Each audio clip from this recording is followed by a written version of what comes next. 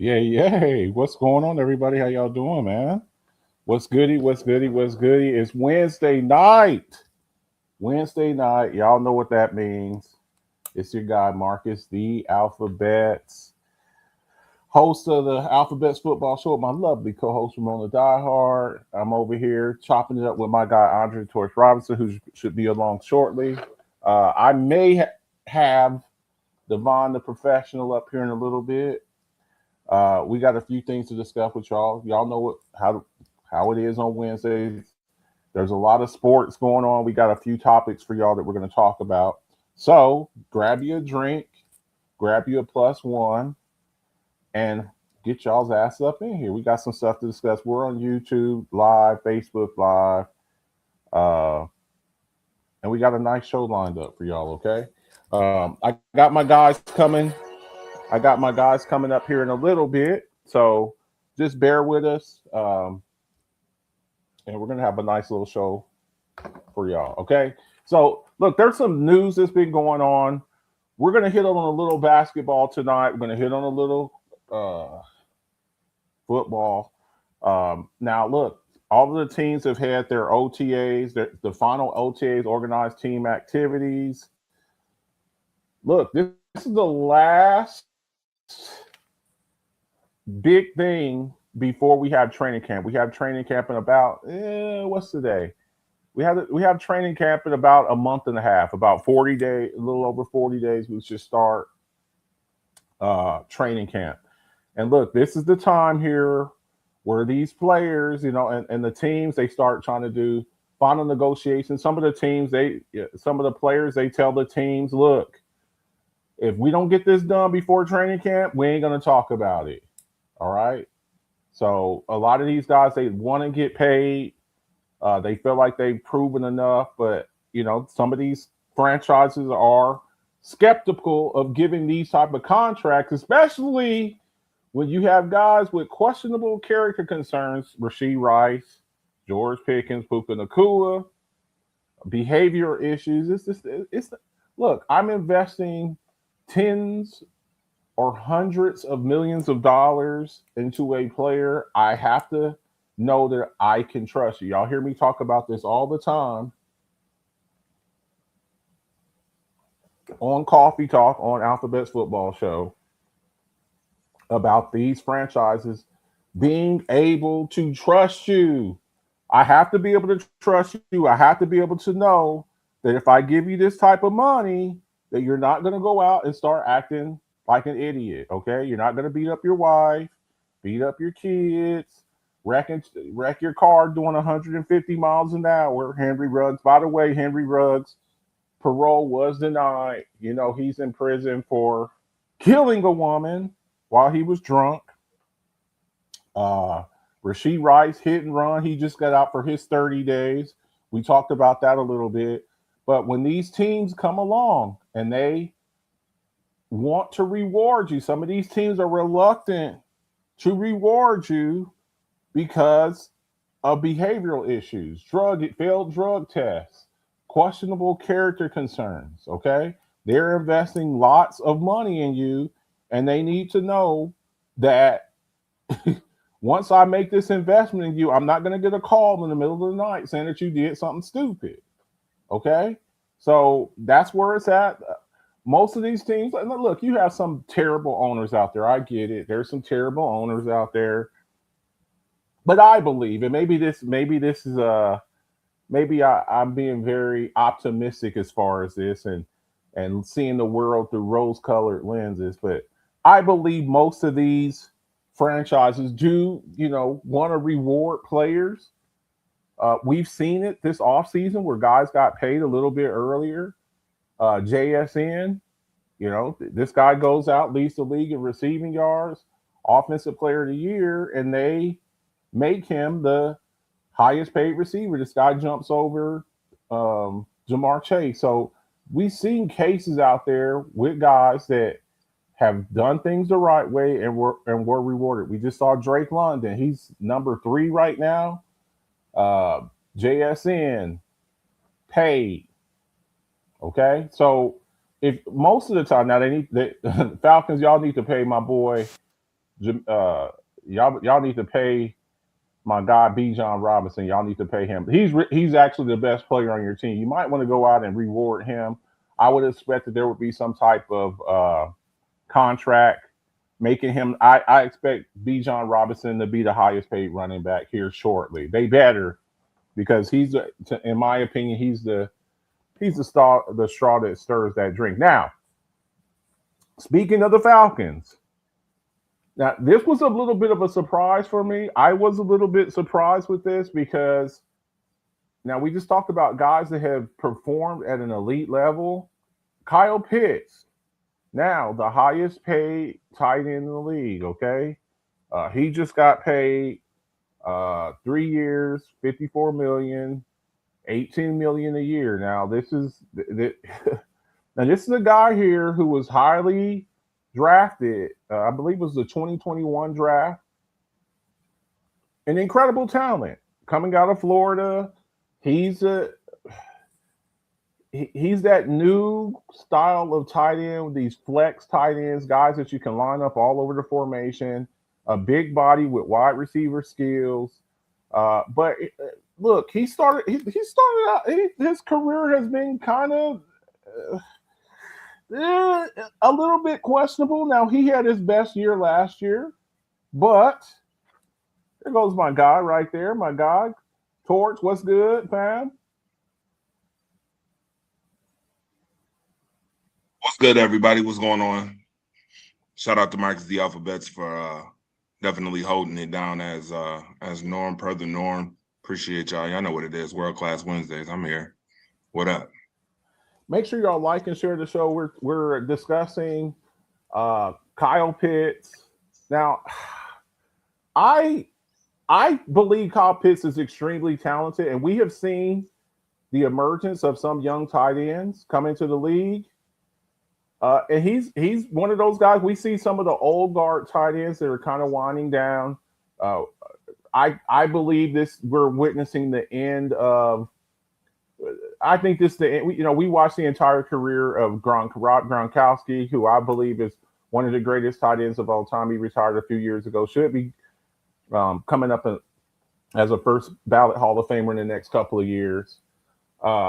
And I believe this is probably the last year for Travis Kelce. I think he's near the end of his career. So we have the young blood coming up in there. We have the Brock Bowers. We have the Trey McBrides. We have the Warrens from Indy, the Lovelands from Chicago, the Tucker Crafts from Torch's Packers. But this guy here, he's extremely talented. Now, I personally, the Falcons, they're trying to lock down all of their elite talent over there. We just, like I stated earlier, Drake London has just gotten paid. Now you got Kyle Pitts who just got paid. I believe somewhere in the near future you'll see Bijan Robinson jump to the top of the food chain when it comes to the running back market. Now, looking at Kyle Pitts' stats, look, extremely talented. Rookie season was his best season.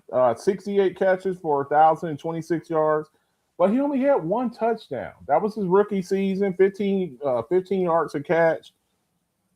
Then it got hurt in his second year. 356 yards, 600 yards his third year, 600 yards his fourth year, and last year he had 928 yards, but he had 5 touchdowns. Now, I saw something the other day. He has every year he's been in the league, he's gotten the touchdowns the year that he's been in the league. So his first year he had 1 touchdown. His second year he had 2 touchdowns. His third year he had 3 touchdowns, and so forth, all the way up to last year, his 5th year. Where he was on his 5th, they picked up his 5th year option.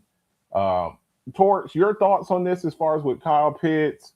928 yards last year.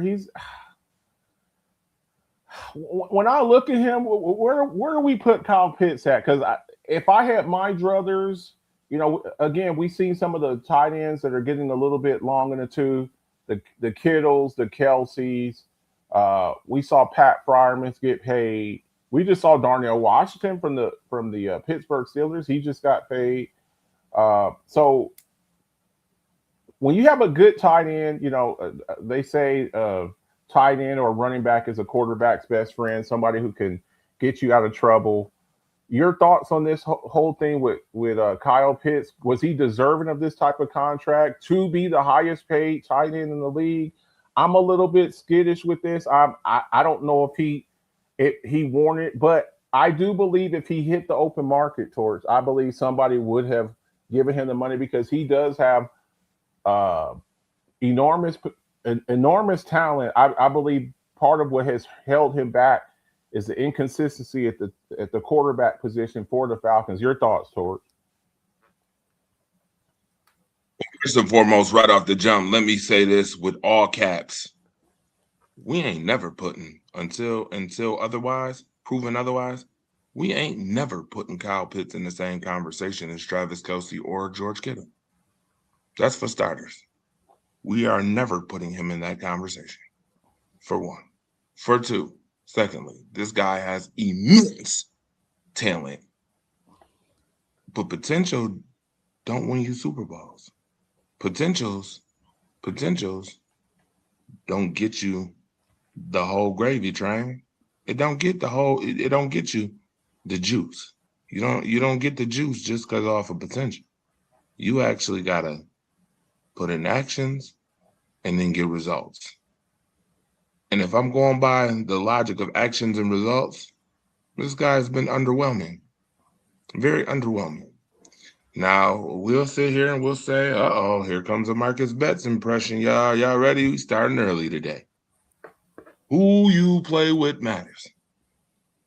And I believe that's for some folks. I believe that applies to some, not all. All players are not created equally. If they were, they all get drafted in the same round with the same value, with the same price. Kyle Pitts has been underwhelming as hell. Now, did he show a couple flashes at the end of last season? Yeah, absolutely. I will say that he started showing some flashes, and we was like, where the hell has this Kyle Pitts been? But now you have a whole new repertoire. You got a whole new quarterback, whole new system, obviously, you're going to have. Can he build from what we saw the last couple of games? To me, that's the real question. It's not about who you play with for him, because obviously it's immense talent that he has. Bijan is his running back. So to be honest with you, your play action should be great. Usually when you play action, you're going to a guy like Kyle Pitts, who has that much immense talent, right? You would be going to a guy like that. And having Drake London having Drake. Do I believe that he would be better in some places than Atlanta? Sure, but we could woulda, coulda, shoulda all we want, and we could say that who you play with matters all you want. But to me, you have to still produce. You still have actions have to match you being the 4th overall pick, especially when you went before Ja'Marr Chase.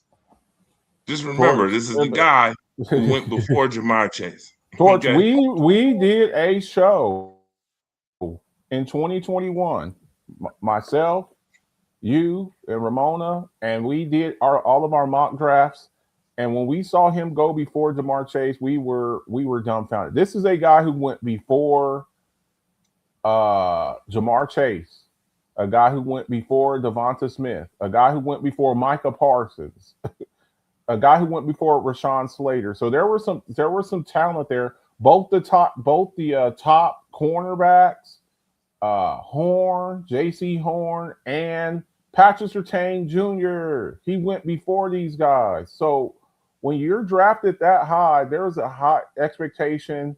There is enormous pressure and expectations on you to come out because of the talent that came after you. Now, again, I don't know if all of this is on his fault. Having a revolving door at quarterback, uh, Raheem Morris getting fired, bringing in Stefanski, former Browns coach, bringing in a guy like Tua Tagovailoa. I don't know how that's going to work out, but Still got to produce though, Marcus. Again, it's only so long. It's only so. I'm sorry. I'm not. I don't want to say it's only so long. Fake thugs can pretend. It's only so long. I'm gonna give you that excuse because okay. there's other players that's played with a plethora of quarterbacks, a plethora of different systems, and they Who produce. do you so let me give you an example. Who do you think is the best wide receiver in the NFL? Top 2 wide receivers. So I had this conversation with a bunch of young guys on my post the other day. And, Okay. obviously it's Jamar Chase right now, but there's a time that it was Justin Jefferson. Okay. I would say. Okay. So right there. Do you know that last year Justin Jefferson had his worst season of his career? Absolutely. And and there's no doubt, and this is a guy who you see twice a year. There is no doubt the reason why his numbers crater is because the inconsistency at quarterback that he had. He had a third or fourth string quarterback. He had, the year before he had Sam Darnold. Before that, he had a guy like Kirk Cousins up in there. And then you go from that to J.J. McCarthy, who didn't play his rookie year. So basically, last year was J.J. McCarthy's rookie year. You're out there with a rookie. And then I can't even think of the other guy he had. I can't even think of his name. That's how bad he was. I can't even remember his name. And Justin situations ain't created equally though. And I will say this: you're absolutely right about JJ McCarthy. That just speaks volumes to JJ McCarthy and how abysmal I think. Which I told people that he was going to be abysmal to begin with. That he is, and that's why Minnesota went and got another quarterback anyway. But the situations are different. I feel like all situations ain't created equal. You mentioned Kirk Cousins. Well, there's a similarity. Kyle Pitts had Kirk Cousins. You understand what I'm saying? So like this ain't all on the quarterbacks. I get it. Some of it is. Wide receiver is such a dependent position. I don't care how good you are as a receiver, and you can get open right away. You're super fast, and you run great routes. How did Davante Adams look with Jimmy G? Do we need to pull up the video where Davante Adams? They got rid of his boy Derek Carr, and Jimmy G is playing, and he's on the sideline. He goes, "I've got base. This is a family-friendly show, Torch, but I remember in the video him saying, "I've got to get out of here. I'm going to get killed." He goes, "I've never taken as many hits like this in my life," and he was talking about Jimmy G. And we consider Davante Adams one of the best wide receivers of this generation. So we have to take that into consideration. Oh, Jerry Rice is the greatest wide receiver of time. Okay, we can have that debate. It helps when you have 2 Hall of Fame quarterbacks. You start your career with Joe Montana, and then you go straight from Joe Montana to another Hall of Famer in Steve Young. So as a receiver, you are highly dependent on your quarterback being accurate, going through his progressions, having accuracy. And if you don't have that, it's just you have a tough time. So I can't hear you. I'm going to try. Hold on. I want to be responsible because we're on the show, and don't want people to get the wrong impression. Okay. So I want to ask before we move on. Okay. I want to ask: are you saying that the quarterbacks made Jerry Rice? What I'm saying is, It's a marriage. Look, we just had this debate a couple of years ago. Did Stephon Diggs make Josh Allen, or did Josh Allen make Stephon Diggs? So look, I It was a believe it's marriage.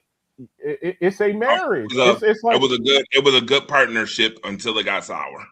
that's what I'm saying. So I'm not saying that Jerry Rice made them, but I'm also not gonna say that having a guy like Joe Montana and Steve Young, both first ballot Hall of Famers and Super Bowl champion quarterbacks and a great supporting cast, it helps you. Okay, it definitely helps. Look, Randy Moss started his career with Dante Culpepper and some of these guys. He goes and plays with Tom Brady. The first year he plays with Tom Brady, he breaks the single season wide receiver touchdown record. That's what he did, just like that. So your supporting cast, football is the ultimate team sport. We've seen guys leave different places and go somewhere else, and you started on not such a great team, and then you go somewhere else. I remember Jerome Bettis with the Rams, and then he goes with the Steelers. He goes crazy. I remember Marshawn Lynch starting with the Bills and goes to the Seahawks. He has a great career. We've seen Brett Favre did not get drafted by the Green Bay Packers. He started with the Falcons. I don't know if Brett Favre is Brett Favre if he played his entire career with the Atlanta Falcons. So your supporting cast and people around you. When I say who you play with matters, your supporting cast matters. Your where you play matters. The city that you play for matters. It definitely. We weren't talking about Jalen Brunson like we are now when he came where he came from, as to where the player that he is now with the New York Knicks. So your supporting cast and coaching staff, the city, all of that good stuff has a lot of effect on your success or your failure. So congratulations to Kyle Pitts. Me personally, I would not have given him this type of contract. I don't view he's immensely talented. Let me ask you this, Torch. You're a Green Bay fan.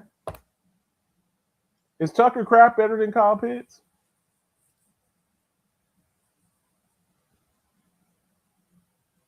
So first and foremost, Marcus, I don't know if I'm gonna allow you to make that Jalen Brunson comparison, especially since you said Mike Brown is just a guy. I don't know if I'm gonna let you do that. But moving on from that, you mentioned you mentioned is Tucker Kraft better than Kyle Pitts? You're damn right he is. You I see don't what know I'm why you saying? would think he not. Now, he got hurt last year, but when you look at that, now a guy like Bowers, Bowers is still on his rookie deal. I would imagine a guy like Bowers, when his time comes up, I'm sure he'll probably be up there. But congratulations! Look, I am pro player. I always love to see the players get paid. So congratulations to him.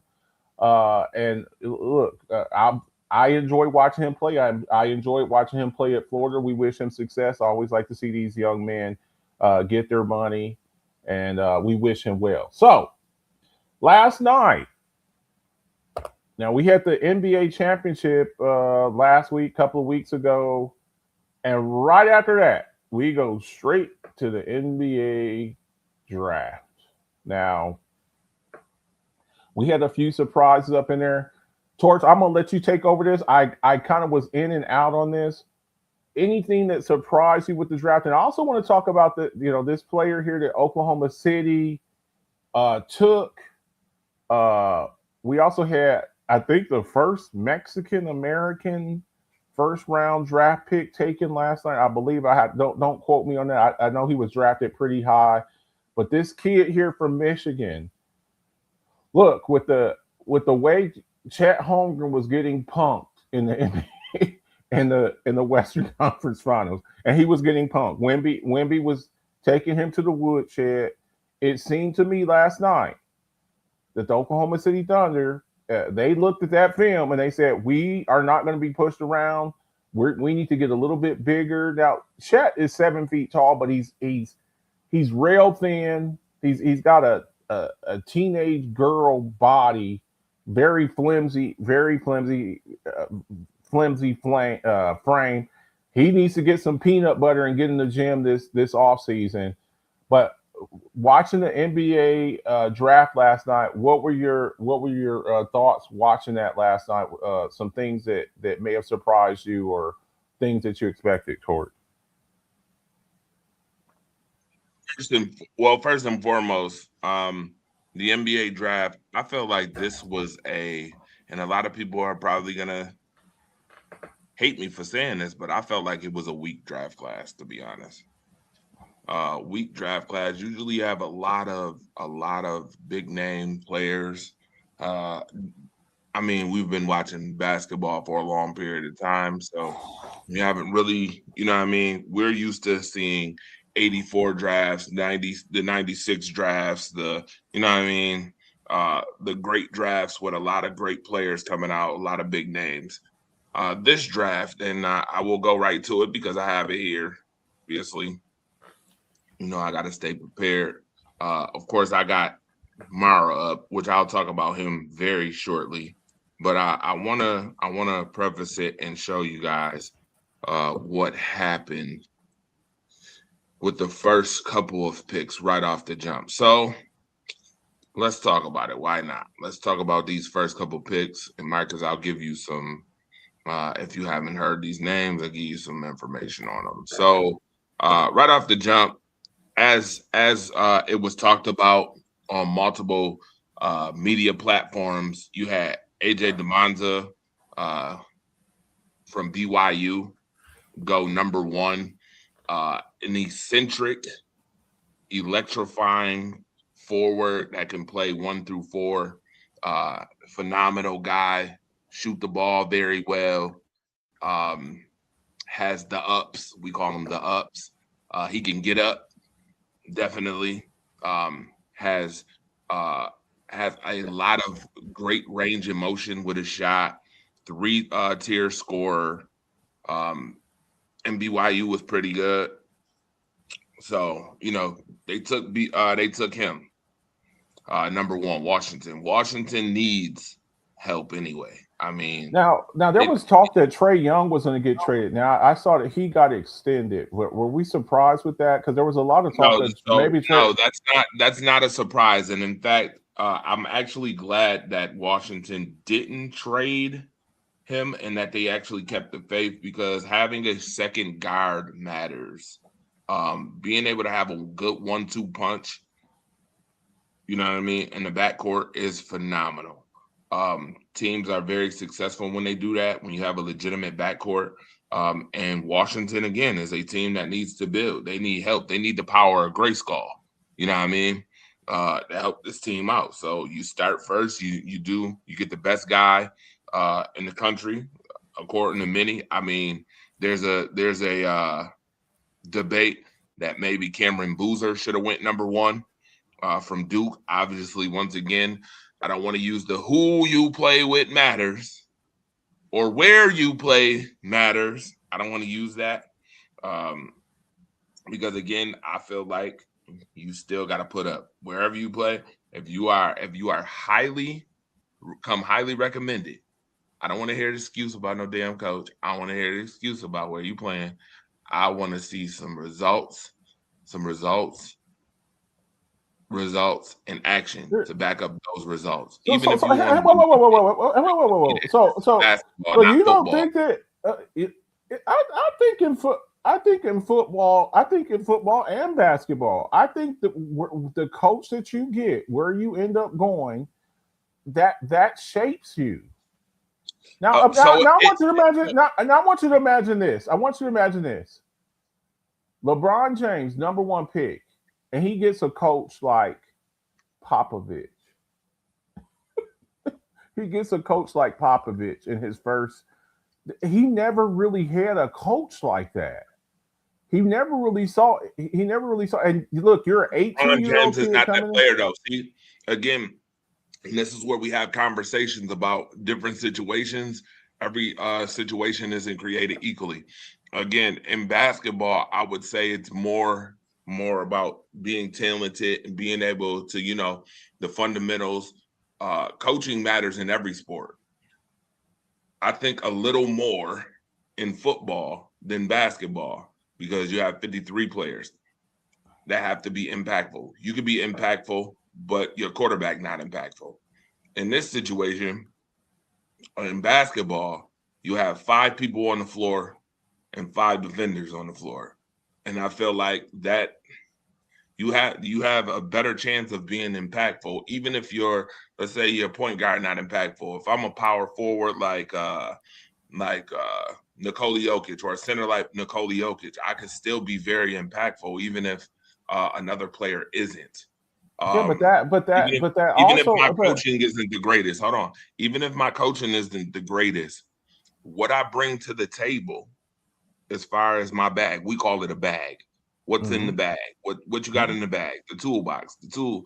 And I should be able to still bring something forward because there's a lot of teams where talent carries a coach. There's a lot of teams. Yeah, but you also have guys that go out there and look. Yes, you may have great stats, but those stats don't translate into winning. Michael Jordan wasn't winning games when his head coach was Doug Collins. He didn't start winning games. He didn't start winning games until he got Phil Jackson. So even but Michael, hold on.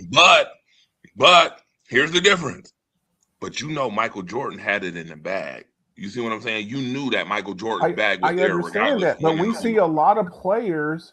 We see a lot of players that spend a majority of their careers in bad situations, and it's like I got to get. If Kevin Garnett stayed in Minnesota, he never wins a championship. He never wins a championship. So here's my rebuttal on that, Marcus. Ray Allen never wins a championship if he stays with the Milwaukee Bucks.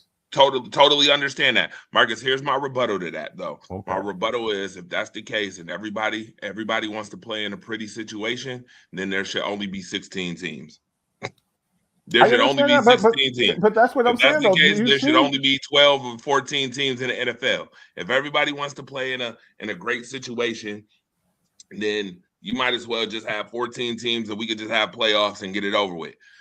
If in basketball, if that's what you want, we might as well just have 16. I mean, that's really what that's kind of really what it's coming down to. We saw the emergence of, and look, I'm not going to sit up here and defend LeBron James, but we saw LeBron James. He was basically carrying those Cavaliers teams. Yes, totally carrying those teams. And then in the finals, he's got to play against the Spurs, or in the Eastern Conference Finals, he's got to play against Kevin Garnett and Ray and Big Baby Davis and Paul Pierce. He's out there by himself, basically trying to play against these guys. That's basically what he's doing. Listen, it sounds good. It sounds good.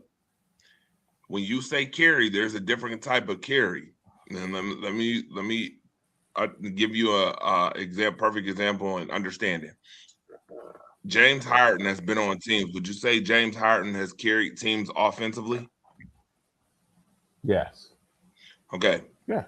Offensively. But has he carried teams though? See where I'm going with that? Look, I'm asking you, has he carried teams? Because this is why I say that. In basketball, to be the best players, you have to be good on both ends of the floor. In football, you play one side of the ball sometimes, and you have to depend on somebody else to be good on the other end. You can be Jamar Chase and have 2,000 yards receiving and win 6 games. You understand what I'm saying? Like in basketball, it's a lot different. You're more dependent on when there's only 5 players on the floor. You have to bring something to the table. We can't just blame it on coaching all the time. I saw Michael Jordan scored 63 points. 63 points against the Celtics. And he lost. And he lost. And you knew he lost. Hey, here's the thing. Every good player also takes their growing pains too. When you're a great player, you're playing for the worst team. You know this. You can't listen, you can't be the top 2 player and then play for the Golden State Warriors when they won 73 games. 173 games. It just doesn't work that way. This is why when we get to the conversation about Mara, this is where this is going to come into play. See, it's going to segue all into, and this is why management matters too. See, we talk about players and we talk about coaching, but management matters too. In basketball, to me, management matters so much more than in football. You can miss a player in football and still be able to win games and still be able to be a contender. In basketball, if you miss a player or two, oh yeah, you're in trouble. If you make a bad mistake, you're in trouble. Like, perfect example, the Dallas Mavericks. When you not only had Jalen Brunson and then he's gone, and then you had Luka Doncic and then he's gone, and then you settle for Cooper Flag, and then you have injuries. What type of season did they have this year?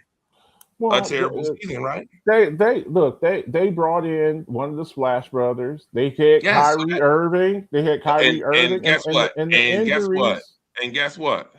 Kyrie Irving was injured last year. He didn't hardly Yes. play last year, and neither did Klay Thompson. Klay Thompson played again, being an injury-prone player who tore both ACLs. You can't even expect that from Klay Thompson anymore. But what I'm saying is that you're more dependent on a player having to bring those those tools from out the toolbox and bringing them forward. That's what I mean. So, like when I talk about AJ Debonza, obviously they picked him because he has a toolbox, a great toolbox that can help impact the team, like the Washington Wizards, who I just told you need the power of grace call and Jesus prayers too. When you talk about Darren Peterson, the guy from Kansas, he can score and defend really well. Now you would ask yourself, well, he plays for the Rock Chalk Jayhawks. Why didn't he go first over a BYU player? You see what I'm saying? Who you play with matters, where you play matters. Because again, in basketball, it's a little different. When I say you have to bring your toolbox, AJ Debonza has a bigger toolbox. That's why you pick him. That's why you take him. AJ Debonza can play guard easily. I mean, Peterson, he's a guard. Kansas, great player. Self and them guys had him coached up. Would you say Bill Self is a top 5 coach okay, see what I'm saying? There's a difference though with having tools in basketball and in football. Just like when you say Cameron Boozer. Cameron Boozer played for the Duke Blue Devils. The Duke Blue Devils play great competition all the time. ACC is a highly competitive, and they play outside of their conference a lot too.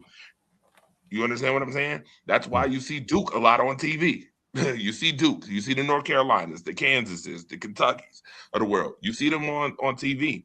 These are guys you've probably seen more than AJ Debonza. So why would a team pick AJ Debonza over them, right? Caleb Wilson, another guy, went to Chicago, 4th overall, phenomenal player. 3-tier scorer, can defend pretty well. North Carolina. Boner is, okay, let me stop. I don't want to go PD Pablo on y'all. Pretty good player. Wagner showed up very well in the tournament. Wagner showed up very well. They went to the Final Four. When have you heard the Illinois Fighting Illini? That don't even sound like. Do we even know whether Illinois is a basketball school or a football school? Do we know? Like, put that in the comment section if you know. What is the Illinois Fighting Illini? Are they a basketball school or are they a football school? You know what I mean? But these guys went to the Final Four, so the Clippers seen something to him as a guard that he had and was like, okay, best available. We need a guy that can be impactful. Louisville. Mikael Brown. I literally watched this guy in the tournament. I got to sit floor side and watch Mikael Brown Jr. Now, I will tell you firsthand that Mikael Brown Jr. has great upside, but in the tournament, he kind of the window in the tournament. The game against UCF. See, this is why we love sports, right? This is why we love the access and being able to do things, being able to actually interview and talk to people. I literally interviewed Michael Brown Jr. Literally on the floor. He's a good guy, but again, he kind of dwindled during the tournament, and he's now with the Brooklyn Nets. Do you see the Brooklyn Nets getting to the playoffs anytime soon? No. Even with the fact that we just know we'll talk about tattoo. Julius Randle got sent over there to Brooklyn. How do you go from a New York team? By the way, Karl Anthony Towns and Julius Randle was a swap. By the way, for those who don't know, one was in Minnesota, went to New York. The other one was in New York, went to Minnesota. And then Chris Finch gets a call and says, hey, we're trading Julius Randle for a second-round pick, the 33rd overall pick. We're giving a team the 28th overall pick and Julius Randle. How do you think Julius Randle feels right now? That's the team. That's the team that Michael Brown Jr. is going to right now with Michael Porter Jr. We'll see how many shots they put up between the three. But again, you have probably your the same way that Jared Verse felt going from the Rams to the Browns. Right. And that's my thing. This is why I say in basketball, you have to bring tools to the toolbox. Bring your tools out the toolbox and be able to perform regardless of who your coach is. Because when you're on the Brooklyn Nets, how much do we expect the Brooklyn Nets coach to do? How much are we really expecting from the Brooklyn Nets? Not much, right? So you got to bring it. That's my thing. You got to bring it. Then you got guys like, okay, so we go down further. We go down even further, and we're going to get to Meyer in a second. Then you go to Darius Acuff Jr. I got to watch Darius Acuff Jr., another guy from Arkansas. Got to watch him. Really good player. There was times during last season that folks thought that Acuff Jr. should have been the number 1 overall pick. Look where he went. Look where he's at in this draft. Number 7. You see what I'm saying? Very easily, you can go from being a top guy to being the 7th overall, which is not too bad. But again, number 1 and 7 is like, I hate to say this, like Caitlin Clark and Angel Reese. Okay, so let's you understand where the, you know what I mean, the impact matters as a player. You understand the talent drop off? Yes, you understand where somebody was like, I don't know if his talent is going to fit and if it's enough. Now, Acuff Jr. was phenomenal last year. I ain't going to hold you. And he had a really good coach in Arkansas. By the way, if you're tuning in right now, tell me who Arkansas's coach was. I'm not going to tell it to you because I want you to research yourself. Who was Arkansas's coach? And then we gonna keep it pushing. Well, we're gonna keep it pushing while you get that. Then you got this guy from Arizona. Arizona was a top tier team this year. They made it to the Sweet 16 this year. They got in. Milwaukee just traded the house, by the way. And we'll talk about that a little later too. Jimmy Haslam. Jimmy Haslam just getting rid of people left and right. Hell yeah, we're gonna talk about all that while I'm watching Angel Reese grab rebounds. All right. Me bounds. Me bounds. That was a defensive rebound, but yeah. Then another guy I got. Well, okay, so Houston. Houston is a team you'd be like, are they a basketball school or a football school? They're a basketball school. They've been pretty good lately, right? Atlanta grabs another guy from Houston. Houston was a pretty good school this year. They made the Elite 8 this year. In Flemings, right? Dallas goes and grabs Morez Johnson Jr. I literally got to see this guy play during the tournament. Michigan won the whole entire tournament, by the way, which was phenomenal to see the champion come out of the Buffalo bracket. Great, right? Really good guy. A lot of athleticism. Don't know if I really like his coach, but his coach gets the job done. His coach gets the job done, regardless. right? Put him in a good position. He fell to number 9. We're talking about the championship Michigan Wolverines. See how they didn't go first? He wasn't the first forward to go. He was the 4th forward to go. See that? Number 9. You don't see a Michigan player until number 9. And they just won a chip, right? Then I'm going to skip 10 because obviously Arizona, talking about Arizona being, again, a Sweet 16 team. Milwaukee, Trey in the house. I don't know how much I really expect from Brayton Burns. I don't really know how much I really expect from him. He's got some big shoes to fill. Big shoes to fill. Big shoes to fill. Playing guard. Remember, Milwaukee got rid of Dame Time the season prior. They got rid of Dame Time, right? Dame Time goes back to Portland. Big shoes to fill. Which brings me to the next 2 picks. Golden State. Golden State goes and grabs Yaxel Lindenborg. Guess what? I got to interview him.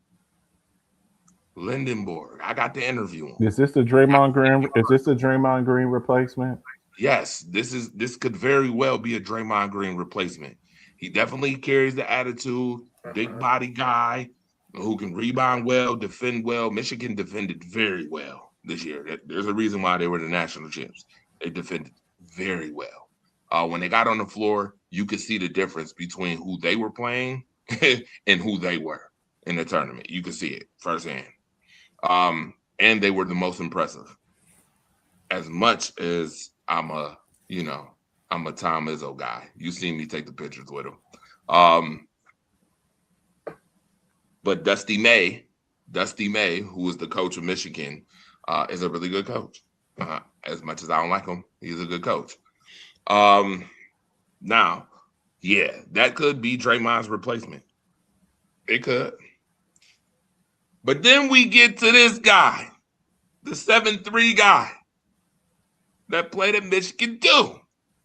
Marcus, when I tell you there was literally players and teams and fans that feared this guy, when I say feared, I mean they talked about him. Like, oh boy, you got to play that guy, Mara. That guy's out there. You got to how you going to hold on to big fella? How you going to hold on to big fella? I literally, again, another guy I interviewed. I literally interviewed the team who played him, which was Howard University, by the way. Shout out to Howard and the HBCUs. And I asked Howard, like, man, how was the experience deal with this guy? How you deal with this guy? Yeah, how did you deal with this guy? How you gonna deal with this guy? Like, you understand? Now, and this is and be real. The league had one job, and I feel like they had one job, and that's to keep the 7'3" guy off of the damn Thunder. Out of all the teams, right? Out of all the teams, you give the Thunder this guy, which, by the way, I know a lot of people ain't talking about it, and there's people that say, well, Chet ain't going nowhere. Chet Holmgren ain't going nowhere, yada, yada, yada. He very well could be Chet's replacement. Mm-hmm. Yeah. Okay. I watched him. He can score. He can score the basketball. He's a really good defender and a 7'3", and he's bigger than Wemby. Do I think he can guard Wemby? Probably not. Not as tall as Wemby, but he's thicker. He's thicker. He's thicker than Wemby. Yeah, he's bigger. He's a bigger guy. Not big in height, big in stature. But do I think he can guard Wemby? Not necessarily. But the fact that he's 7'3" means that he will impact Wemby shots sometimes. He will be able to put his hand up, and he will be able to impact a shot or two. And that's the guy you want to give the OKC Thunder at number 12. Do you see this, Marcus? He's the 12th overall pick. This is why I say that toolboxes matter in basketball. And they won a national championship. If I'm Oklahoma City, this might sound crazy. This is but where I think you got. But I think it's very plausible that you move Chet and you keep this kid in Hartenstein. Hartenstein actually had some good minutes against Wemby. He's another guy who's a little bit thicker, a thicker guy, not as tall, but I need to see some dramatic improvement in Chet Holmgren. And for me, I think his main thing is his stature. Like he is rail thin, and to be that tall and that flimsy, like where do I play you at? You know, you're not that great of a shot. I mean, and then you can't bang down low because you're 7 feet tall and you're 200 pounds, maybe. So that puts you at a serious disadvantage when you're playing against some of these bigger guys, the Joel Embiids, the Jokers, and the Wembies, and you're light in the ass, you know. So I would. Is this a wake up call for Chet Holmgren, because we saw Wemby just wearing him out. We saw Wemby wearing him out toward. So it's going to be very interesting, and you could see what Oklahoma City is doing with this pick, because they're like, we're not going to get pushed around. We're not going to get pushed around. Now this allows you, you know, with this kid being 7'3", this also allows. I remember back in the day with the Bulls, they had a bunch of big guys. I don't know if any of them individually were that great. The Luke Longleys, the Bill Whittingtons, and the Bill Cartwrights. None of them were badasses by themselves. But when you're playing against the Knicks and the Patrick Ewings, or you're playing against the Shaqs, you had, you know, 18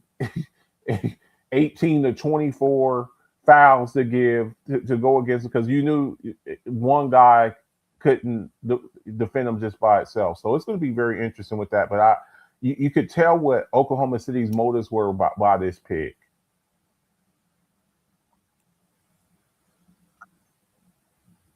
With Chet Holmgren, I disagree. Chet Holmgren can score the basketball, and he can defend when he wants. Flimsy. What happened in this series against San Antonio? What, in your opinion, what happened? He got bullied. Mentally, we saw the mental collapse of Chet Holmgren, playing a guy who he was familiar with, by the way. You know, there's beef. They've been playing together since high school. He got bullied mentally. He got bullied, and it showed the whole series. And honestly, I would say people will say that OKC was injured. Here we go with the injury excuse. No team is healthy after 82-game season. No team at all. I ain't buying the injury thing. I get Jalen Williams as an impact player, but if Chet Holmgren would have stepped up to the plate more, they went 7 games. So saying Jalen Williams is the impact of the reason why they lost is buffoonery to me. I think that's absolute BS. You got to start giving more ownership to the people that's actually playing the game, that's in those games. If he plays better, we're not talking about the Spurs being in the finals. We're talking about OKC being in the finals again. And that's just being very honest. You understand what I'm saying? Hindsight 2020. If the Knicks come out the West today, are the Knicks the NBA champions? Or you think they were just maybe a team of the Knicks were just a team of destiny? Because now you're talking about playing the defending champion. Did the Knicks provide? Would the Knicks have had more problems with the Thunder than they did with the Spurs? The Knicks was destined. I'm gonna be honest. A lot of people were like, "Oh, well, OKC would have been a different matchup." Okay, OKC would have been a different matchup, but I don't see them beating the Knicks. The Knicks were hot, and again, I said this. This is why and I keep saying this. This is why the toolbox matters. The toolbox matters, because I don't give a damn if you're Mike Brown and you're coaching. If you don't bring out the toolbox when you need to bring the toolbox out, you're losing. Give me a perfect example. Mikal Bridges brought out the toolbox when it mattered most. the Knicks do not win the series. Let me just tell you this right now. The Knicks probably would not have won the series the way they did if Mikal Bridges and them didn't bring out the toolbox when they were supposed to. Because let's be clear, Karl Anthony Towns had a game or two where you were like, where the hell is he? OG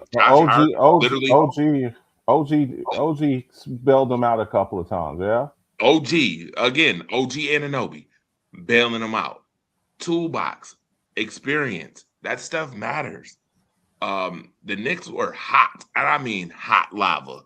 When you win 12 straight games, 13 straight games in a row, I don't give a damn if it's against the Atlanta Hawks. I don't give a damn if it's against the 76ers. When you sweep teams back to back and you beat teams by 20 points or better per game, yeah, that's because the toolboxes done got hot at the right time. Mike Brown can say whatever he want. Mike Brown could go in the locker room and say whatever the hell he want. And that's not taking away Mike Brown and what he did this year. That's not. But Mike Brown knows that he can yell, scream, holler, talk to you in the face.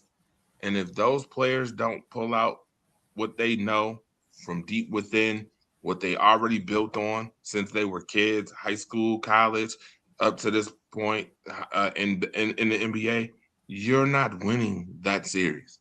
You're not winning that series, especially against a monster, a 7-4 monster like Wembanyama, who's a world-class player, and the Spurs being a world-class organization.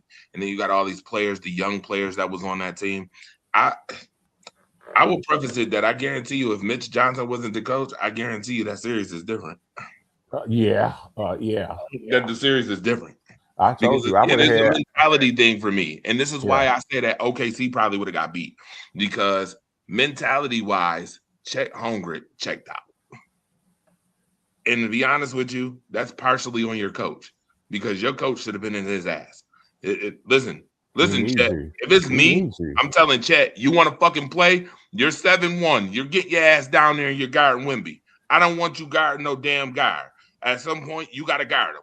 I don't want to see you in a. This is why positionless basketball, as I told you, can mess up some things, right? I'm like, get your ass down there. You're guarding him. You ain't listen.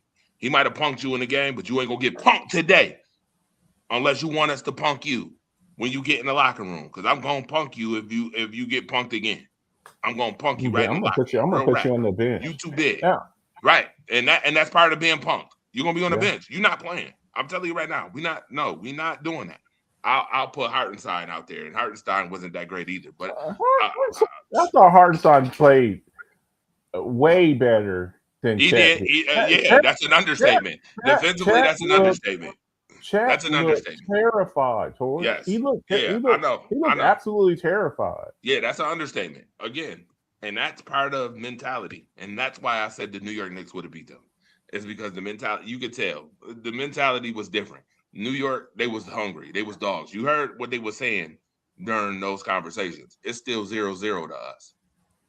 We could be up 3-0 to none, 3-1. It's still 0-0 to us. Remember, I told you before Game 5 when folks was like, "Oh, yo, it's gonna be a series, yada yada yada." I told you that because of what I saw, the whole mentality thing, Jalen Brunson, the whole Kobe thing, saying we ain't done yet. We ain't did nothing. I love that. When you hear players that sounded very Kobe Bryant-esque, and they put the side by side with Kobe Bryant. That's the mentality. See what I'm saying? Happy that's about a mentality what? thing. Happy about what? We ain't accomplished something yet. Kobe. Guess who else has been around Kobe? Mike Brown has been around Kobe. Yeah. Mike Brown has had conversations around Kobe. I think he was on the coaching staff maybe when Dale Harris was there. Let me read some of these comments. When you play against players as a coach, you have conversations with other players, regardless if you coach them or not. You've had conversations. That would be like saying Popovich has never had a conversation with Kobe Bryant. That's bullshit. You know he has. He's had plenty of conversations. So that's what I'm saying. Like, to me, that matters. To me, all that stuff matters. And that's why you get a difference of the Knicks beating your ass in 5 then you know what I mean. Shout out to, by the way, Dennis Holmes, who's on now. Dennis Holmes, what's good? What's up, y'all? What's good? We are talking about NBA basketball, we are talking about the NFL draft and then kind of NBA, segueing and putting it NBA draft, together as it NBA pertains draft. to the NBA finals, what we just saw, because obviously we're talking about the 12th overall pick right now with Mara going to the OKC Thunder. And we talked about Chet Holmgren. Your thoughts real quick on that about Well, the they need to Mara get pick. another big because they wasn't going to pay Isaiah. So I thought it was a good move. They got a defensive big to help out. He's there for Wemby. They need another six fouls for Wemby. That's basically what it is. You heard that? You heard it. 6 fouls. Now, remember, I just told y'all, do I think he can check Wemby? Nah, I don't think he can check Wemby, but I think that he can with his Alter wingspan, his shot a little bit. yeah, he can Alter alter his some shot. shots. And depending on where But it is on that's not the way to beat Wemby though. The way to beat Wemby, you need Nah, to it's put not. him to work. That's what the Knicks showed you. You need a big man who can stretch the floor and put him to work. That's how you Exactly. beat Wemby. You have to put him to work. You can't let him Yeah. sit back there and play safety. As Correct. Jim Pierre would say, you have to put him to work. Yeah. Which is why, hold on. Which is why I told you, by the way. Shout out to the shirt, by the way. I like the shirt, sir. Go ahead and Oh, show the that shirt. autism shirt. Yeah. Go ahead and show it. Like it. Yeah. Absolutely. By the way, which is why I told you that Mike Brown was a genius when he called the play. When he called the play on the switch in game 4. Look at your face. I know. But he is. He's a genius. Putting Wemby in action and having Wemby have to guard Jalen Brunson on the perimeter, which brung him out of the painted area. He couldn't play safety. And what do you see OG Anunoby do? From the inbound, come in full steam ahead, crash the glass. Yo, what do I want you to do? I want you to shoot the ball at 5. Don't shoot the ball at 2. I want you to shoot the ball at 5. You understand what I'm saying? That way, when you shoot the ball at 5, when it come off that little rim, I want you to crash the glass like you never have before. If you could get a tip, good. If you could get the possession, good, and put it back up. That's what Mike Brown told him, and it happened right to fruition, just the way it's drawn up. And that's why I said that he was a genius for that, because he is. That's fundamental basketball. That was fundamental. Mike Brown has been around long enough where he's been in situations. He's been in some bad ones. He's been in bad ones where he's been on the losing end, and in this case, those losing battles taught him how to be a winner in New York. Taught him how to be a winner. That's why, to me, it doesn't matter. OKC would have made it a better series, but they wouldn't have won. New York was too hot. I'm telling you, the toolbox comes out at the right time. Because we had reservations. Dennis, tell me if you didn't have reservations for Mikal Bridges before the playoffs started. What was your Bridges from Philly? So I ain't had no. We had. Oh yeah, you're a Philly guy again. We had reservations for him. Every time he played ass or half-ass. All y'all kept thinking about was those 5 picks, right? That's all y'all kept thinking. 5 first-round picks. That's all y'all was thinking about. I'm putting up the number 5. But they don't run. They don't run the offense through him, so I can understand how that was going to go. 5. It's all worth it now. Yes, but is it worth it now? Yes, because he pulled his toolbox out at the right time. Again, you pulling your toolbox out. I felt as though it was worth it last year in the Boston series when he was, over there playing defense on Jason Tatum. That's when I felt as though it was worth it. I was like, okay, he was worth it then. You know what I mean? But the fact that couldn't nobody stop what you call him in the next series, Tyrese Halliburton. That was crazy work. That was crazy. Again, shout out to Tyrese Halliburton. Hopefully, I know they this year. I know they missed him. I know they missed him this past year. He Again, that's why I said toolboxes matter. You know where Tyrese Halliburton came from? You know what university? Say it again. Sacramento. Exactly. Sacramento can't even date right, let alone you can't even get a good date in Sacramento, let alone. I don't know where he's going with that. I'm gonna let it like that. I don't know where that was going. So I'm just saying they ain't even good at dating. Sacramento is not even good at dating, let alone good at. I don't know where that's going, chat. I'm just letting everybody know. I don't know where he's going with that. That's okay. That's okay. Let me read some of these comments real quick. Marcus Herring, but the Spurs seemed extra excited when they beat OKC and probably felt that was the hardest test for them, and I think partially underestimated the Knicks. The Spurs got subpar. The Spurs got subpar coaching, Mamba mentality. So, yeah, you know, I don't know if the Spurs felt overconfident. They accomplished nothing. That's what happens when they were too young. I just think that I think that the Spurs. Look, I'm a Spurs fan. I'm an unapologetic Spurs fan. I think the Spurs just got there a year early. Okay, I think the Spurs got there a year early. I don't think anybody expect. Look, and we've seen it. Look, we've seen it in different sports. If I would have told you last year that the New England Patriots are going to the Super Bowl, what would you have said? Last year that they're going to the Super Bowl. You know what I'm saying? Like sometimes you just get there, you just get there a year early, and you gotta pay your dues. Everybody's got to pay their dues. You got to get beat up a little bit, and then you run into that old veteran squad. I don't believe in a year early. I don't either. Be honest, I'm gonna tell you why I say that. I don't believe in a year early. I believe you have to maximize on your opportunities. And if you don't maximize on the opportunities that you're given in any sport, you will be lost, like the Cincinnati Bengals. Hell, you may never get there again. Ain't no telling that you like Dan Marino. Let me get my Marcus Betts on. Like Dan Marino. Oh yeah. Oh wow. You got to maximize on your opportunities.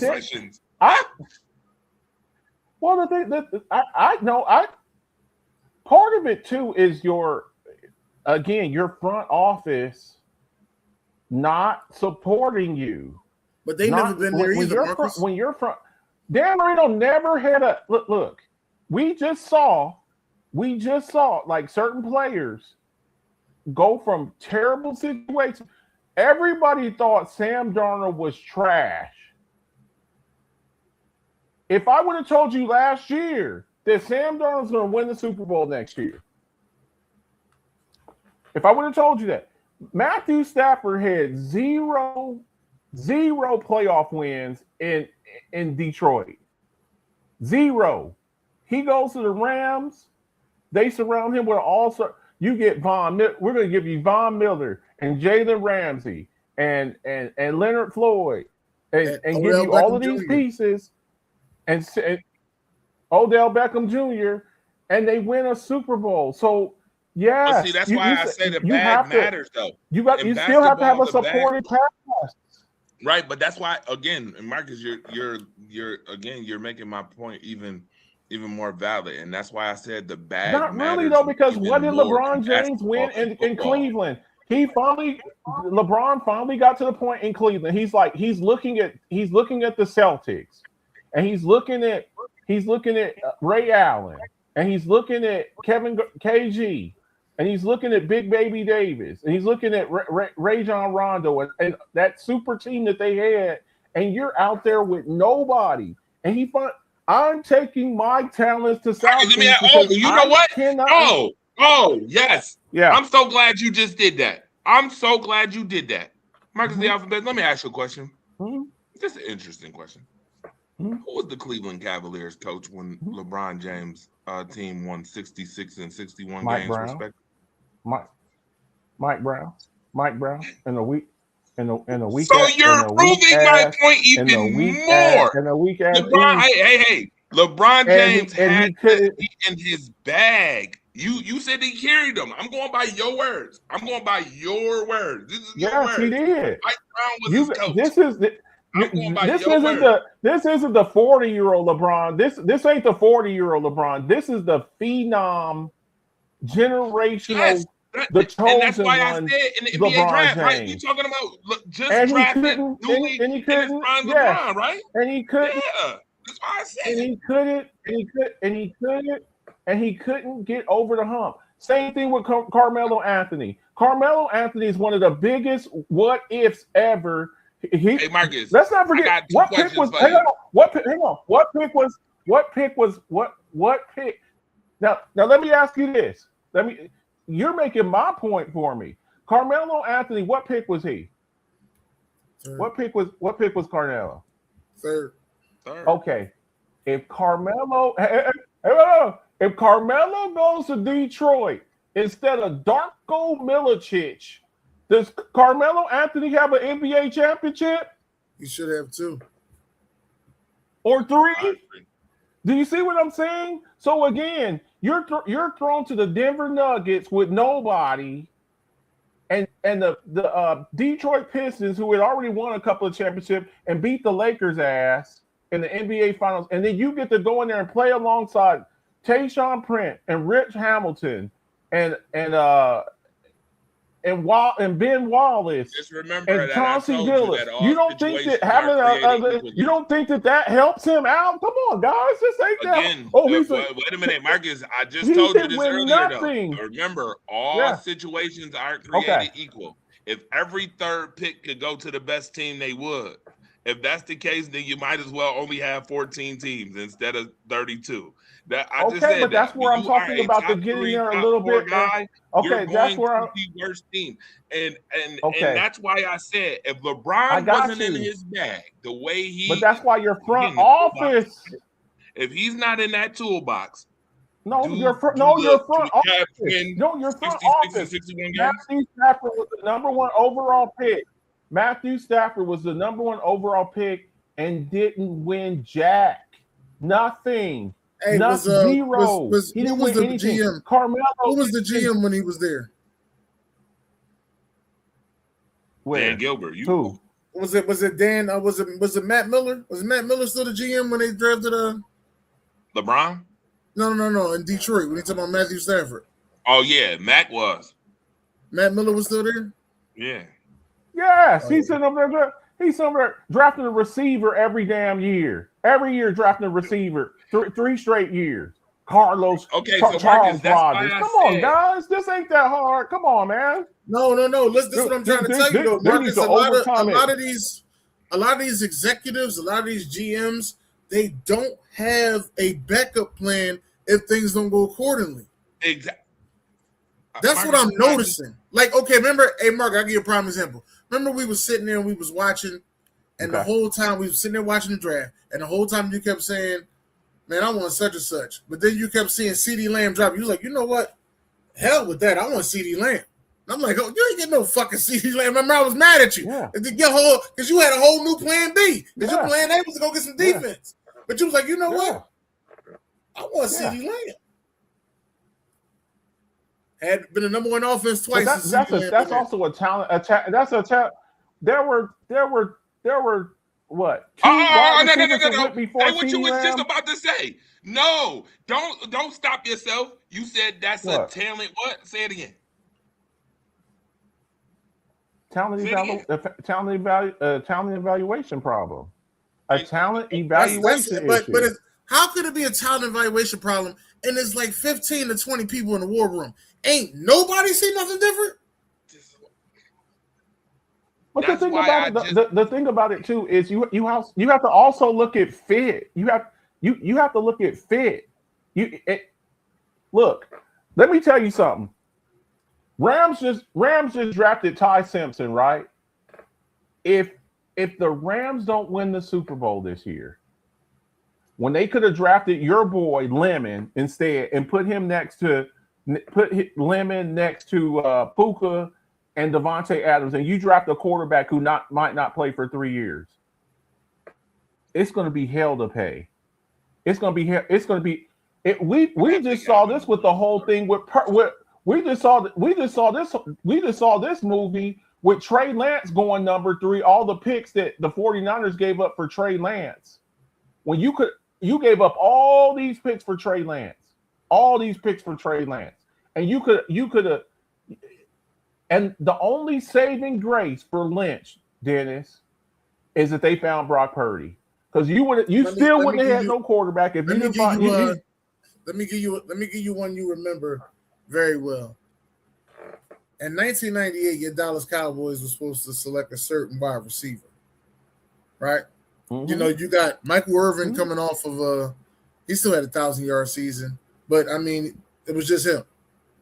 So the next guy to take over would have been Randy Moss. It would have been a good transition for y'all. Mm-hmm. That's what I'm going to say.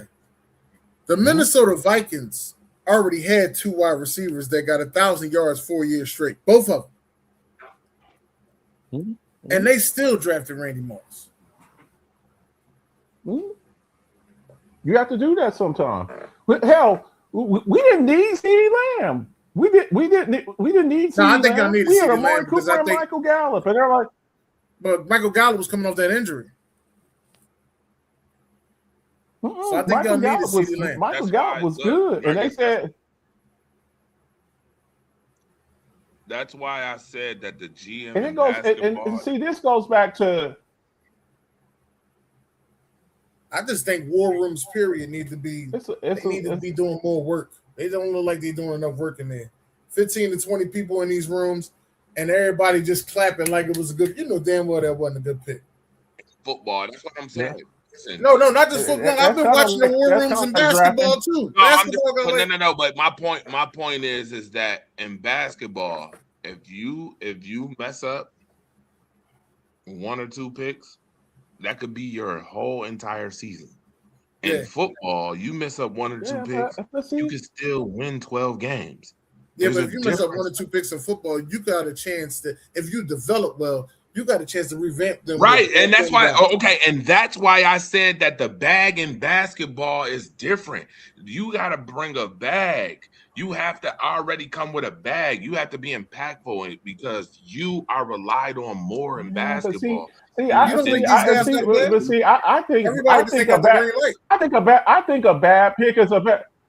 bad pick is a bad pick. If you go out there and you move up, let me ask you a question.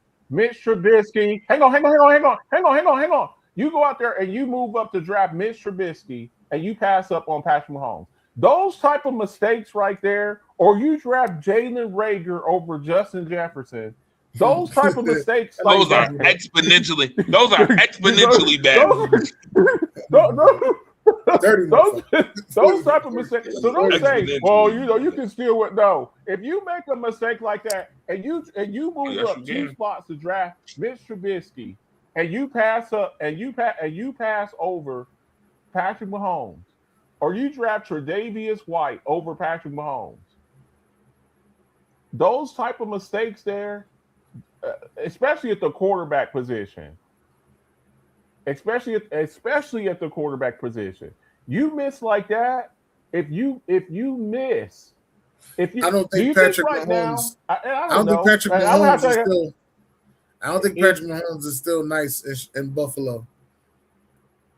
Okay, let me ask you this: if Aaron Rodgers goes number 1 to the 49ers, and Alex Smith goes to the Packers. And they win the championship. Wait a minute. Whoa. San Fran was the championship. Wait a minute. Whoa. San Fran was the championship. That's what I'm saying. You said Patrick. Wait a minute. No. Back that up. Patrick Mahomes wouldn't have been a top 10 quarterback in Buffalo. I disagree with that. No, he wouldn't. I get it. No, I disagree with that. And the reason why I disagree with that Andy Reid's development on Patrick Mahomes. Okay, so watch this. And I knew you was going to hold on. I knew you was going to say Andy Reid. Hey, I knew you was going to say Andy Reid, right? I knew he was going to say that. I knew he was. What you say, Drake? No. Watch this. Watch this. This is where I flip this shit on his ear, and this is why I say talent matters too. So with that logic that you just came with, you telling me that if Patrick Mahomes had Stephon Diggs as a wide receiver, he didn't have Stephon Diggs. He would have. You got to remember what he would have had in 2016. When he came in, he would have. Well, you would get Stephon Diggs until 2019, right, or 20? So Josh Allen got Stephon Diggs in year 3, sir. So it was 2020? Yeah, year 3. Yeah. But hold on, sir. Hold on. Patrick Mahomes came out the year before. So that'd have been his fourth year. So Patrick Mahomes came out in 17, right? All right. Yeah. Do we remember who got to the playoffs? What quarterback originally got to the playoffs for the Bills? Tyrod Taylor. Okay, so you're telling me 2017 that Patrick Mahomes wouldn't have been able to get that Buffalo team to the playoffs somehow? I don't believe that. I'm not buying that. I'm not jocking that. And then in year 4, you get Stephon Diggs. He still would have been a top 10 quarterback. Eventually, he still would have got to top 10 status. And here's why I say that. Here's the other thing. How did Kansas City's offense look after your boy left? Tyreek Hill? Yeah. Eric Bieniemy. After Eric Bieniemy left? They look bad. They still won another championship. But they still won two. And there's my point. You said that they still won a championship. But he looked bad. He threw 20, if I'm not mistaken, he threw 22 touchdowns and 27 touchdowns and 15 interceptions. He looked bad. He had an Eli Manning season them 2 seasons. So if with Matt Nagy, which if he would have went to Chicago, he still wouldn't have been a top 10 quarterback.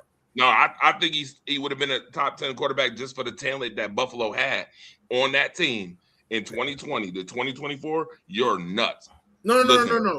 I was talking about from the time he got there until about now. I don't think he'd have been a top 10 quarterback. Till when? Till now? Until about now, yeah. I don't even think Buffalo. He's still been in Buffalo. I want to be responsible. I don't think he would have been in Buffalo by 2020. So you saying if Patrick Mahomes started his career in 2017 to 2026 right now, at no point Patrick Mahomes would have been a top 10 quarterback? No. Look, here's the other thing. Here's the other thing you have to understand. Here's the other thing you have to understand. And I tell you this all the time. And I tell you this all the time. And I tell you this all the time. I tell you this all the time about guys, your quarterback, per se, Jordan Love, guys that are thrown to the wolves and guys that get to sit back and get to learn.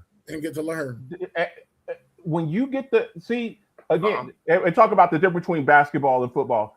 As a quarterback, when you're learning and somebody's hitting you in the side of the head, and somebody's hitting you in the side of the head while you're trying to learn, David Carr, you're trying to go through your progressions and you're getting beat up. Not everybody emerges from that. Jordan Love, that's why I get so mad at Jordan Love, and I tell you that he's mid, because I'm like, this guy got to sit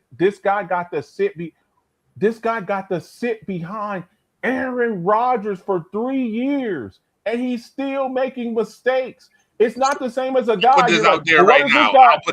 I'll put it out there right now and stand 10 toes down on it. If you think that there's not a difference in reliability in basketball as a player than it is in football, you are sadly mistaken. Well, you are absolutely crazy. The reliability is different.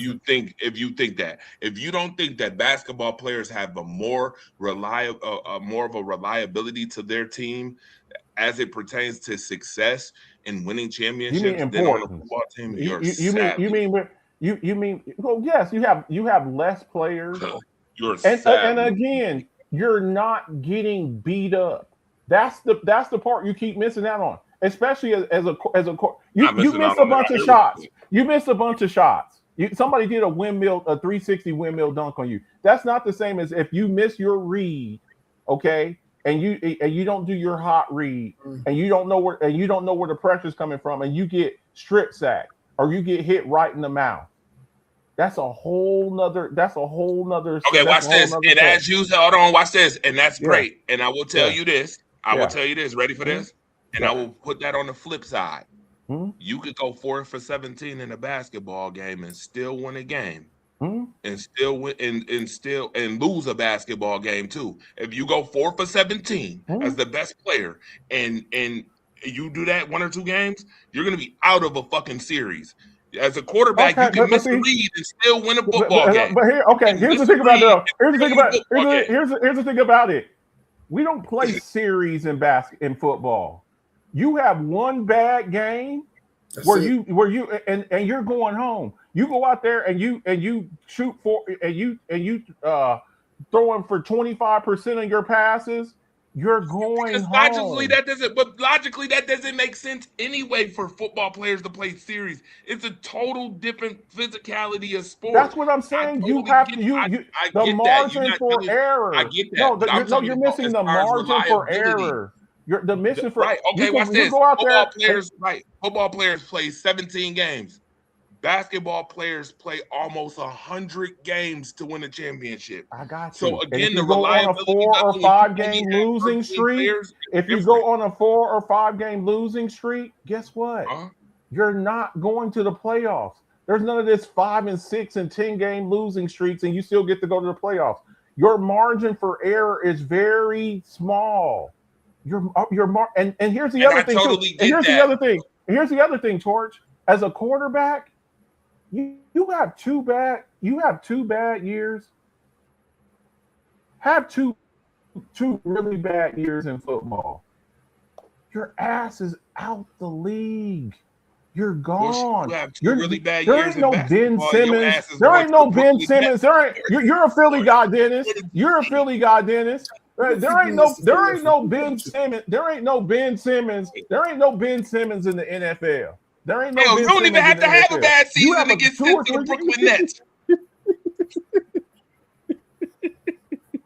There ain't no Ben Simmons in the NFL. Well, you're the number one pick, you just saying is not wrong, but what I'm saying is not wrong either. You can be in this situation. You ain't getting no second contract. You ain't getting no second contract. You're the number one overall pick. And you keep having bad. You ain't getting no second contract. You're gonna be out the league. Watch this, and I tell you what. If Mikal Bridges don't show up in the playoffs, we having a whole totally different conversation about Mikal Bridges, somebody you gave up 5 first rounders for too. Let's be clear. And guess what? And guess what? If OG Omenova don't make that play, and the Knicks lose that series because Karl Anthony Towns gets 3 fouls in the first 6 minutes of the game, then he's so mad. Texas. He's so mad. Was Karl Anthony? He's so mad they lost. What pick was Karl Anthony Towns? Because he played like crap. He played. I ain't mad. I'm just saying. What pick was Karl Anthony Towns? What pick was Karl Anthony Towns? Without saying it. I think he was a top 5 pick. He was. Karl Anthony Towns. He might have been a number 1 pick because he went to Minnesota. Yeah. Yes, sir. Yeah. He came from Kentucky. I think he was number 1 or number 2 overall. So wait a minute, they got Andrew Wiggins number 1, and they got Karl Anthony Towns number 1. Minnesota. Yes, I want to say, yeah. Hold on, I can tell you right now. And both of them Bulls won the championship with other teams. But they got rid of Kevin Love. Kevin Love, that's right. Now my Cleveland had the first round pick. That's right. And they traded Wiggins. They traded Wiggins for Kevin Love. Anthony Towns was a number 1 overall pick. He was picked number 1 overall in 2015, sir. Yeah. By the Minnesota Timberwolves. What's our thoughts of him? What's our thoughts of him fouling out, getting 3 fouls in the first 6 minutes of the game? That was bad, but I mean, he still won the game. So we're having a whole other right. Marcus, and that's why I said, I'm going to say this again till the cops come home. If Mikal Bridges is not in his bag during this finals, bro, we're having a different conversation. Well, I got a conversation, and I don't mean to throw it left. I did hear y'all last week giving y'all predictions on teams, and I thought they was a little bogus. But I didn't get to hear all of them. He thought they was a little bogus. Thought it was a little bogus. Is that what you want to do? What was the bogus prediction? Dallas. Hang on now. I got my. But before we get to that, I bet you let me see here. Dre had them at 10-7. Who you got? Who at 10-7? Dre had them at 10-7. Them who? Dre had the Cowboys at 10-7. Oh, the Cowboys. That ain't bogus. That's who we did. No, here come the bogus one. He just read yours first. Devon went 11-6. Which one was bogus? I went 11-6. No, I thought you went 12-5. I didn't go 12-5. That's what I thought. I'm still waiting on the bogus one. Please tell me which one. That was the bogus one. I thought he said 12-5. Oh yeah. No, I got it right here. I got the numbers right here. I got the. So what was the other team y'all did? What other team y'all did? We did the Bills. We did the Bills, and we were supposed to do the Bears today with Devon, but Devon ain't here. But I wanna, you know what? I saw you do a show. You know what? Since we have you here, Dennis. Since we have you here, did y'all do the Packers? We're gonna do you a favor. Don't worry about the Packers. You don't worry about the Packers. You just want something to have something to say. Don't worry about the Packers. How about this? How about this? Since he was on the NFC East show and on Attack on Cowboys, on Attack on Cowboys, why don't you pull up the what we got him here? See, we could switch up show. We could let you talk your shit. The show go ahead and talk your shit right now. Why don't you pull up the Philly Eagles, the Philly Eagles schedule, Torch? Can you do that? Why don't you screen share that, and we'll sit up here and we'll do the Philly Eagles record prediction. That's since Devon's not here. When Devon comes, we'll do the Bears. Since we got Eagles right here, let's do the Bears Eagles. Fan. We did the Bills. We did the Cowboys. That's pull that up. And I also have Dennis because Dennis attacked me today. Dennis attacked me today. Oh, I'm glad we're here. Let's talk about that. I forgot about that. Oh, this mofo here said T. Higgins would be a number one on all these other teams. What? What team? Drake, he named like 18. He named the Packers with one of them. Is it the Packers and the Eagles? Drake, pull. I sent it into your inbox here. It's the T. Higgins. I got it. How many teams with T. Higgins? Listen, Marcus, pull it up, and then we'll do the Eagles. And then we'll do. I'm on it. Okay. And I said, and on it, I pulled up the teams that I said he would be a number one receiver on. And Dennis got mad at me and went off on me. He goes, I can't believe you're saying that. Blah, blah, blah, blah. And I went, what did I say? What did I say so wrong? So I'm going to tell you the teams that I put up. Can I first just say something real quick? Can I first say this real quick? Dennis didn't agree with me. Hold on. Can I first say this real quick? What's up? Are we taking Jalen Waddle or T. Higgins? Waddle. Answer the question, Marcus. Answer the question. Are you taking Waddle or Higgins? You said Higgins? You said Higgins, right? Higgins. Oh, okay. I'm gonna tell y'all a little something. I'm always gonna take the good big athlete over the good small athlete. Oh hell no. Okay. So here's the teams that I said. How many NFL teams? Put the slide up there real quick. How many NFL teams would T. Higgins be the wide receiver one on? I said Browns, Dolphins, Eagles, Commanders, Raiders, 49ers, Cardinals, Packers, Ravens, Bears, Chiefs, Chargers, Colts, and Titans. What did I say wrong there? Where do we agree? 1, 2, 3, 4, 5, 6, 7, 8, 9. Eagles and Packers, I disagree with. Giving you the side eye with a crazy thing is T. Higgins ain't had 1,000 yards in 3 seasons.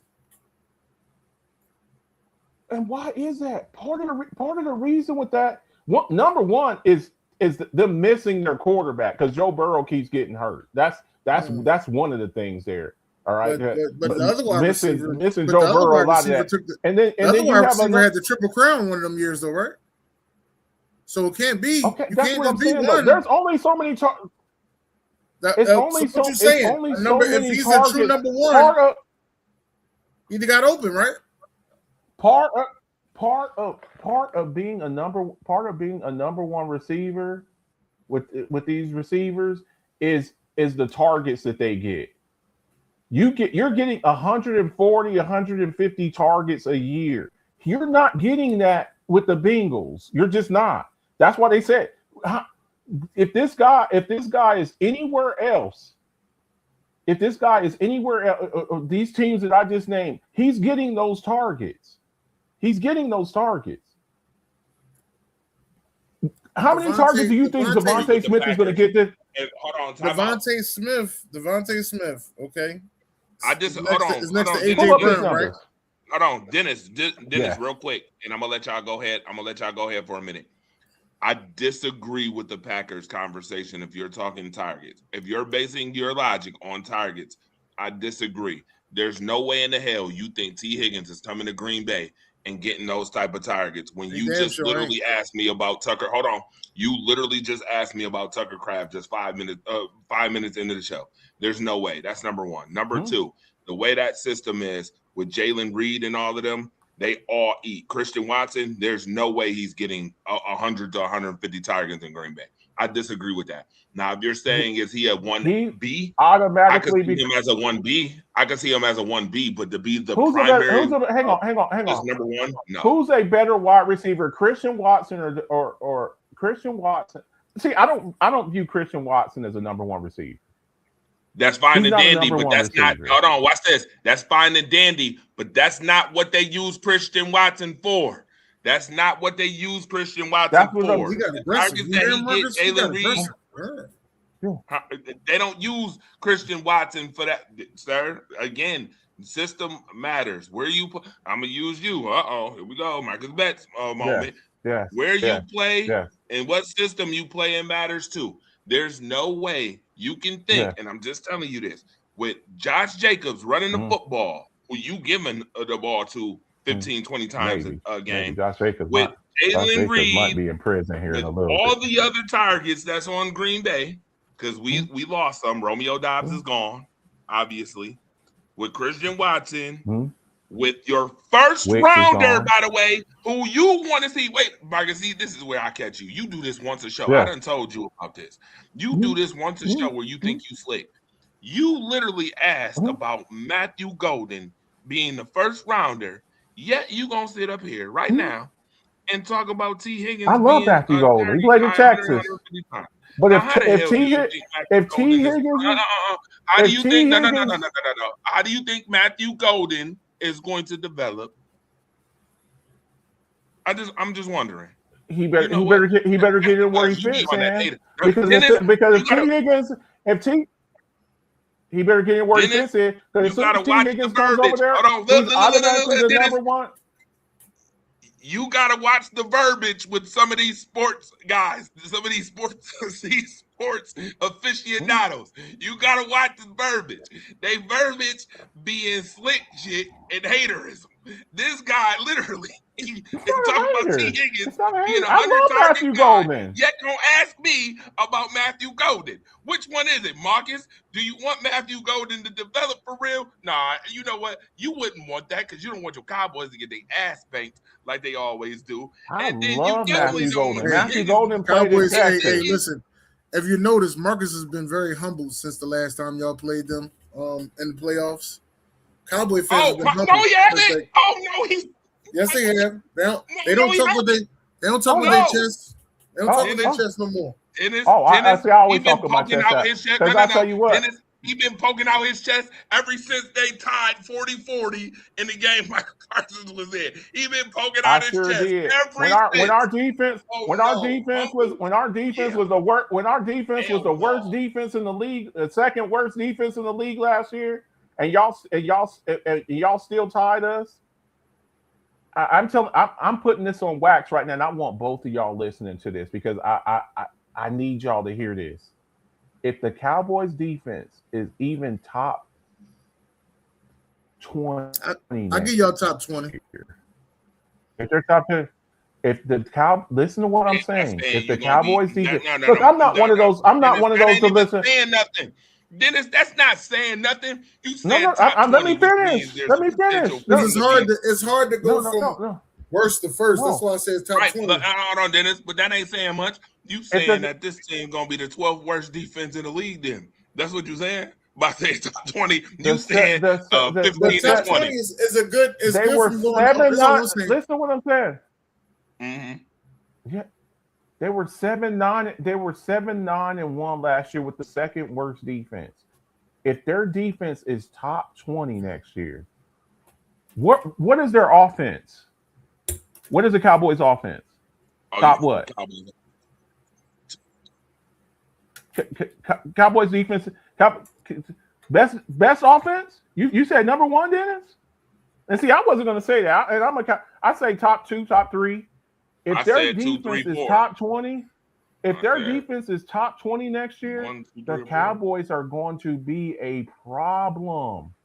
They're going to be a problem. I'm not one of those Super Bowl guys or nothing like that. I'm just saying if their defense y'all gonna win the division, y'all gonna win the division if y'all top 20 defense. You heard what he said. Yeah. You heard what he said. Yes. You heard him. You heard him. Yeah. You heard what he said. Yeah. Can't even believe you asked him that. You asked him that. I'm also going to say this too, because I saw you on another show, Dennis.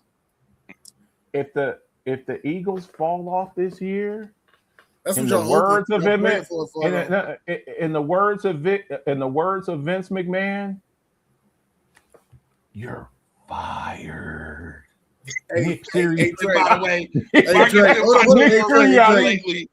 Dre, guess what? Dre, there's a reason why he's saying it like that.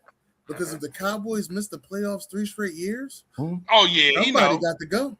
Yeah, he know. Who is it, Mark? I told him. It's easy. It's easy. Who? It's easy. Shoddy. You gonna keep that?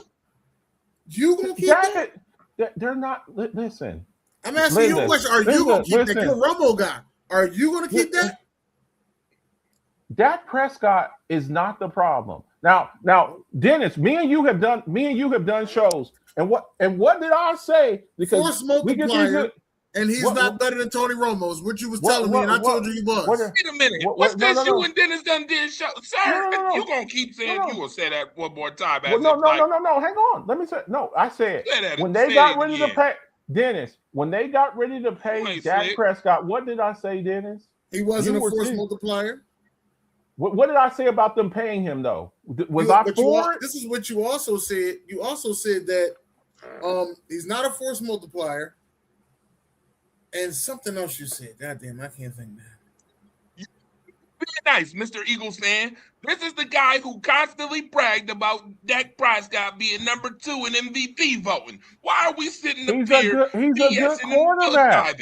He wasn't saying that when I first met him. When I first met him, he said he'd rather have he wasn't saying that. But hold on, Dennis. He wasn't saying that, but he damn sure was bragging. I was the only guy rooting for Dak Prescott. I was rooting. We had a whole argument about it when I said was rooting for Dak. I root for Dak, but I'm like, I'm not giving Dak Prescott $60 million. I don't think. No, I said you said me. You said me. I'm not giving Dak Prescott $60 million. I'm not. For you to get be the highest paid player, not just quarterback, the highest paid player in the NFL. I'm not giving you that. That's why I have my reservations for Marcus the Alphabets when he get to talking about Jordan Love. You can stop that. Well, I mean, hold on now, Dre. This is the thing, though, Dre. Let me say this. And Dak Prescott's defense, he has had a top 5 offense 3 years since he's been in the league. That's nice. I ain't say they won shit, but again, that's nice. Congratulations. But I tell you this: how many? Wait a minute. And this is where I ask questions about garbage yards and garbage time.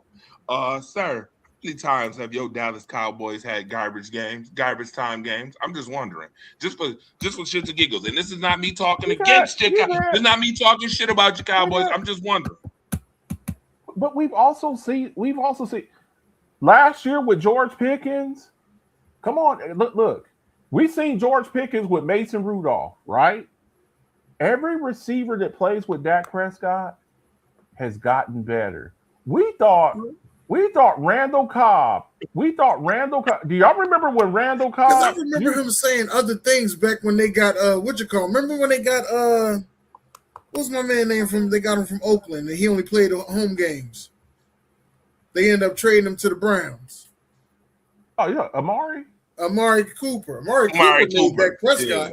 I remember him saying all that. You know what I mean, now it's Dak Prescott made Amari Cooper. Go ahead, Marcus. I see you going back with your work. Preach, Marcus. Yo, preach about so slick. Bro, he think he's so slick. No, Dak Prescott has gotten better over the years. When Dak Prescott first came into the league, look, his career arc, when he first came into the league, he was a game manager. That's what they told him. The Dallas Cowboys were a heavy run team, and they ran Zeke into the ground. And he just had to make a play here or there. Dak Prescott, that's a progression. Wait a minute. So what you saying in hindsight, and let's put this out there for the whole world to hear. What you saying in hindsight, Marcus the Alphabets, is that the reason why you can relate to Jalen Hurts so much, talking about him being the backseat driver in the passenger seat. Your quarterback was a passenger seat driver.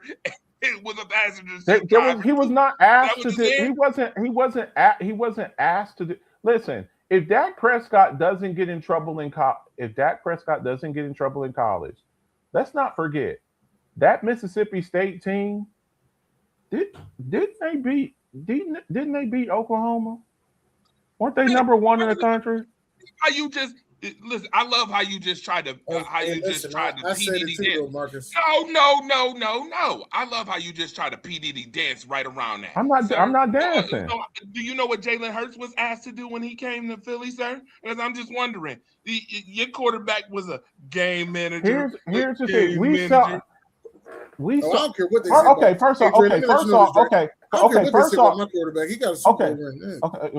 And so does Trent Dilfer. So does Trent Dilfer. But anyway, he's gonna get another one. And you can't say Trent Dilfer. You don't know two bum quarterbacks. You don't know bum quarterback with 2 Super Bowl rings. So when you get another one, then I want you to give me another bum quarterback with 2 Super Bowl rings. It might be Sam Darnold. Yeah. It might be Sam Darnold don't have 2 Super Bowl rings. No, I'm saying no. Sam Darnold's not Super Bowl MVP. Oh, man, he's trying to dance. I don't like this. Sam Darnold's not Super Bowl MVP. Marcus the Alphabets. I want you right here on the show. They put hold on, Marcus. I didn't put those guys out there. They put out the best performers in the Super Bowl, and Jalen Hurts was one of them. I didn't pick those guys. They picked them. He had a good game. You know who else had a good Super Bowl game? You know who else had a good Super Bowl game? Eli Manning. No one views Eli Manning like that, Dennis. No one. Except, okay, but that's what I'm saying. No one, and he's not a first ballot Hall of Famer. He's got 2 Super Bowls, and he's eligible. He's eligible next year.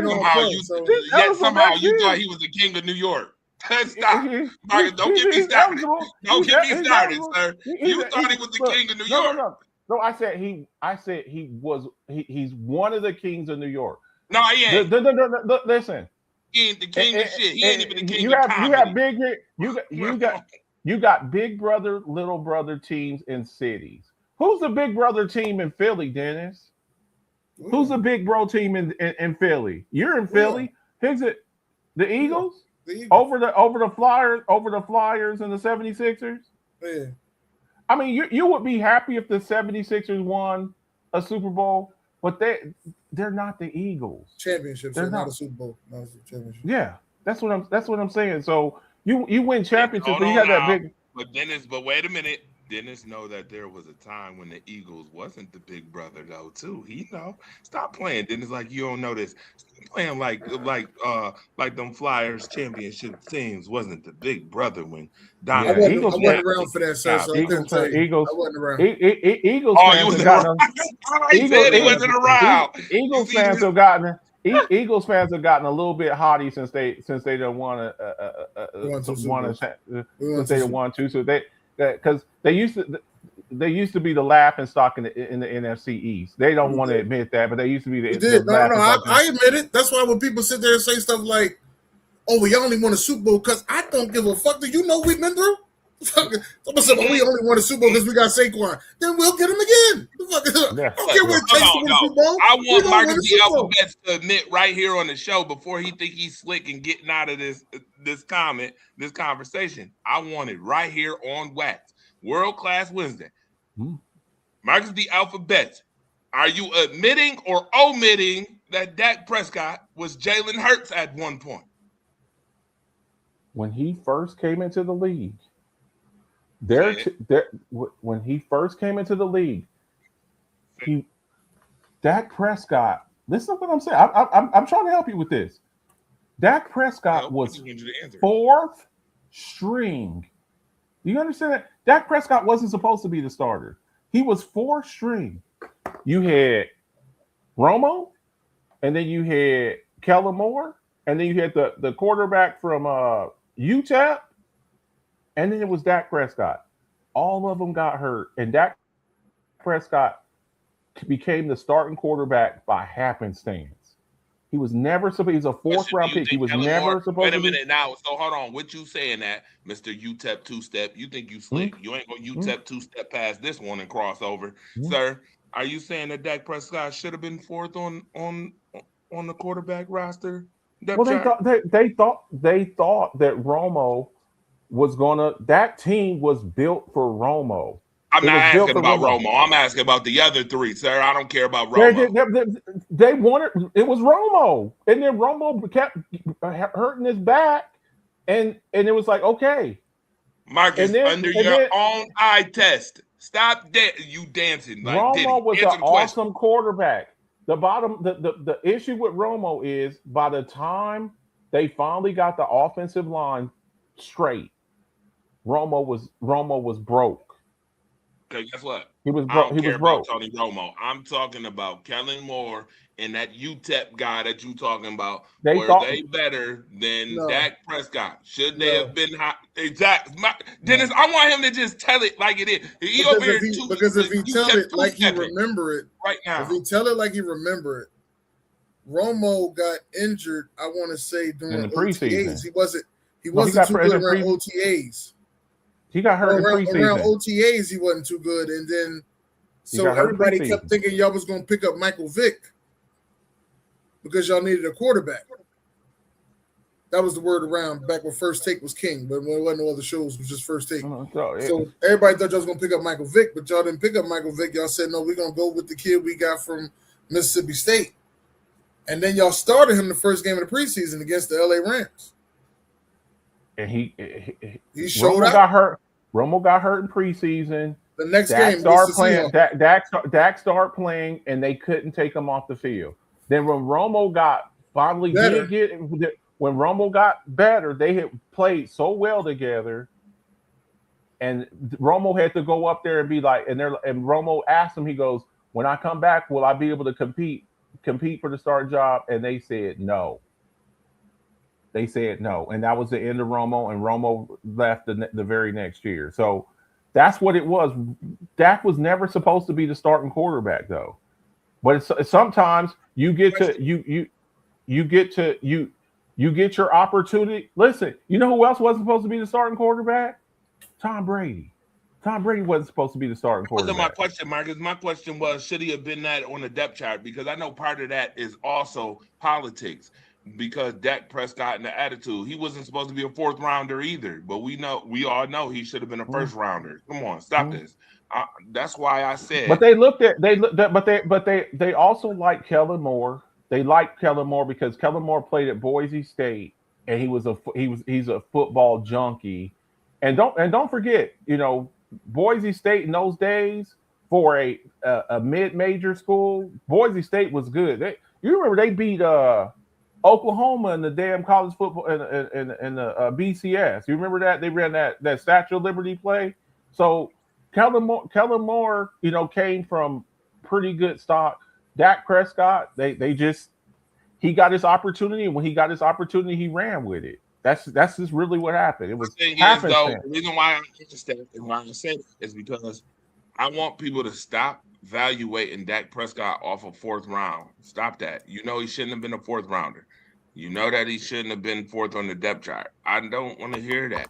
You know better. Okay, but you're drafted where you're drafted. Should Tom Brady do y'all remember what Tom Brady? Shador, don't do that. You know damn well Shador shouldn't have went 5th round. Is he a 5th round talent, Marcus? Stop this. No, come on. This is why I'm saying what I'm saying right now. And this is why I have my reservation for Dak Prescott. My reservation is for the simple fact that I watched him at Mississippi State, by the way. I thought he was little Tim Tebow. I remember. Listen, I remember when Mississippi State and Mississippi was fighting for number 1 and number 2 rankings in the entire college football FBS. I remember that, sir. I remember that. I watched college football like true and dear. Let's stop that. Like, this is why I hold my reservation for Dak Prescott, because to me, I feel like Dak Prescott should be a better quarterback than he is. If getting paid $60 million, you should be a better quarterback. First and foremost, I mean, he wasn't the greatest throwing outside the boundary, outside the numbers into the sideline. We know that. You know that. You're a Dallas Cowboys fan. Don't even sit up here and act like he was. The thing that has hurt him, and you could tell with him, the thing that has hurt him, that has deteriorated him, was when he broke his ankle. If you notice, he don't run. He was before that. He wasn't. I'm saying he was one of, when he came into the league, he was one of the best dual threat quarterbacks. I'm not saying he was Vic or Lamar Jackson. That's not what I'm saying.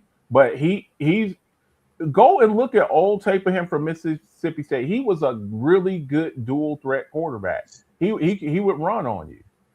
He would run on you. So I mean, it's just Dak Prescott is a good quarterback.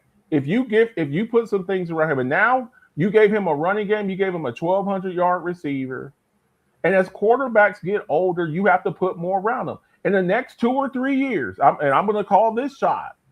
In the next 2 or 3 years, when Josh Allen starts slowing down and he don't run like the way that he used to, they're going to have to put more around him. Tom Brady, his last 2 years in New England, he was not that good. He just wasn't that good. And then he goes to Tampa. They give him Fournette and they give him Gronk, and he's got Mike Evans and he's got AB, and he wins another championship. So you got to still have a supporting cast, even when you're a good quarterback. But this goes back, when I keep telling you this, so you just keep fighting me on this. Jordan Love, to be able to sit back and not get beat up, and not take the wear and tear that most quarterbacks take that are first round picks, and to see his regression, something, I'm like, dude, what are you doing?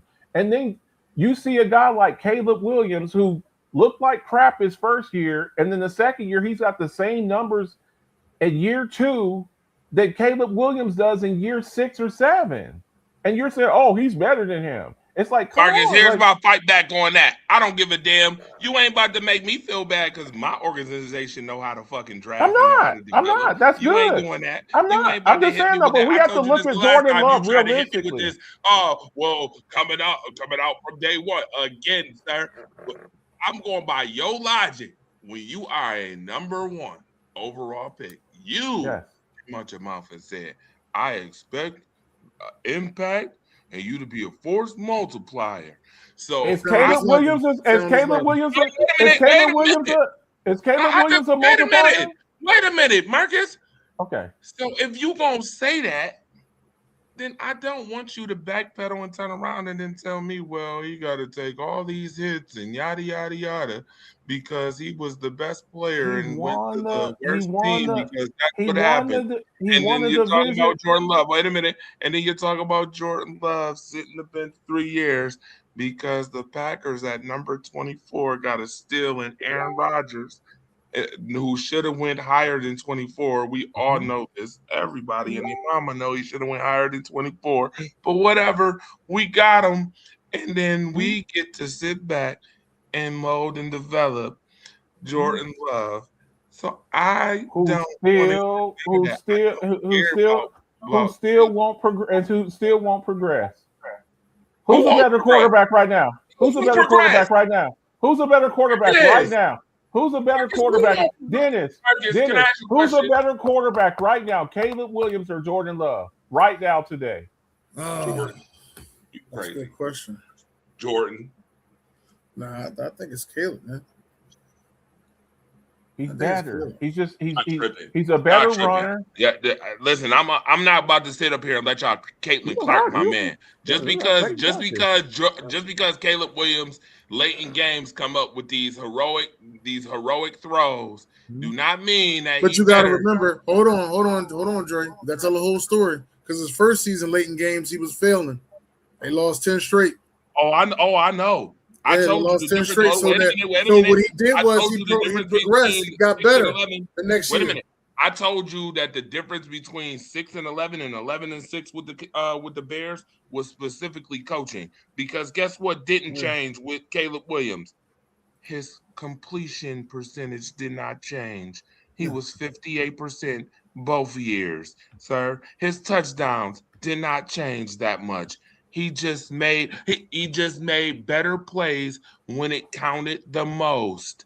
That's what he did in year 2 with Ben Johnson being a year 1. In year 2, coach. learning That does not make him better than Jordan Love.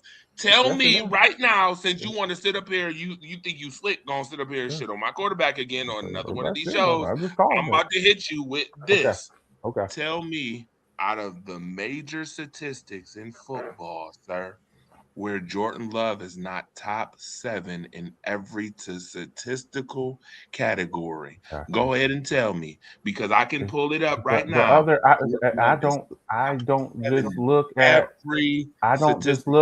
statisticals. You know the other thing that I look at. You should. You know the other thing that we look at. You know the other thing that we look at. You know the other thing we look at. The eye test. I don't, Marcus, the alphabet, you hit me with this eye test one more time as if I don't watch Jordan Love, if that ain't my team, sir. Marcus, the alphabet, you ain't slick. That eye test, listen, I don't need an ophthalmologist, okay? I don't need that. Sir, you ain't slick. So Marcus, what's the difference between Caleb Williams and Jordan Love? I just want to hear this one. Hold on. He's a better playmaker. He's the kind of guy. He's the kind of guy. Hear me out. You asked me a question. He's the kind of guy when things break down. See, that's the other thing I like with quarterbacks too. Because things go wrong on a play. If a play is broken, I'm not saying that he's this guy. You know the thing that made Brett Favre so great, and the thing that made Aaron Rodgers so great. They can sit up there in the pocket, but when things break down, and they still make something happen, you're like, oh, this play is broken. We ain't get nothing on it. And then this guy is throwing off platform 60 yards down the field on a rope. That's not Jordan Love. He's a much better playmaker. He's a better playmaker. The difference between 6-11 and 11-6 last year is that he was able to make a throw. But they went out and fixed that offensive line too. You know what else? You know what else? You know what else also helped? Not having Matt Eberflus as your head coach and going from Matt Eberflus to Ben Johnson. Listen, I gave Ben Johnson his props. You making me listen, Marcus? You are literally making me defend Chicago Bears affiliates on shows. And I'm going to defend you too. I'm going to defend you too. If y'all get Mike Tomlin next year, and they fire Matt LaFleur. I knew it. I heard it. And I'm going to give you props for that too, because coaching matters. Y'all listen. I don't think Matt LaFleur is a bad coach. I don't either. Okay, so why aren't they winning games? Hold on. Matt LaFleur has taken them to an NFC Championship game, and Matt LaFleur has also had them winning the division. But since they had a certain quarterback, they just been stuck at a certain 7th seed. Can't win their division. Everybody has won that division since that quarterback has been in the league. But them. Oh, that you know what? And that's cute. That's very cute, Dennis, that you say that. But we I'm a hater, so don't. We not about to hold on. We ain't about to sit up here and pretend that Jordan Love in the last game that they lost, sir, did not play pretty damn well. But ain't score a point in the third quarter. Defense, and I keep saying this. This is why Matt LaFleur, I want to smack in his mouth. Because I just wonder why y'all keep blaming Matt LaFleur. That's yes, I am blaming him because you didn't learn from the last game. You didn't learn, like you were up. They were up. He pulled the Mitch Johnson. He pulled the Mitch Johnson. Straight trash Offensive play calling, straight suspect. Bro, you didn't learn it. Like, come on now. And we all know Jordan Love is not the guy. I get it. Hey, that's something Jordan Love better get better at later on. I think it's more to your offensive line. And I don't think that y'all fixed the offensive line this offseason either. Who offensive line was bad? You better not say Green Bay's was. Green Bay had a good offensive line? Mr. Aaron Bakshaw paid all that money to Mr. Bank of America? Mr. Bank of America, I don't give a damn about. Listen. I don't give. Hold on, watch this. I don't give a damn about Bank of America when you got Key Bank, Chime, and everybody else on the squad too. Right. His name on Instagram is Bank of America, and his ass wasn't available on Sunday. Couldn't withdraw from the ATM. Guess what? I know this. I bet you this. I bet you that Green Bay's offensive line ain't bottom 10. No, but it was bad though. How you bad and in the top 10? I don't see them in no top 10, Dre. I see them top 15. I see the middle of the pack. Shit. How many sacks did Jordan Love take last year? Jordan Love or the year prior? Pass. Or the year before? No, I know. Oh, he threw the ball fast. No. The year before y'all was a better offensive line because y'all. Hold on. The year before y'all was a better offensive line because y'all switched certain players to their right position. But then y'all switched them out of position, and now that last season they didn't look that good. We're gonna find out this year. We're gonna find out this year because guess what? We got some. Drake. Every time y'all play the team with a dominant front four, what happened?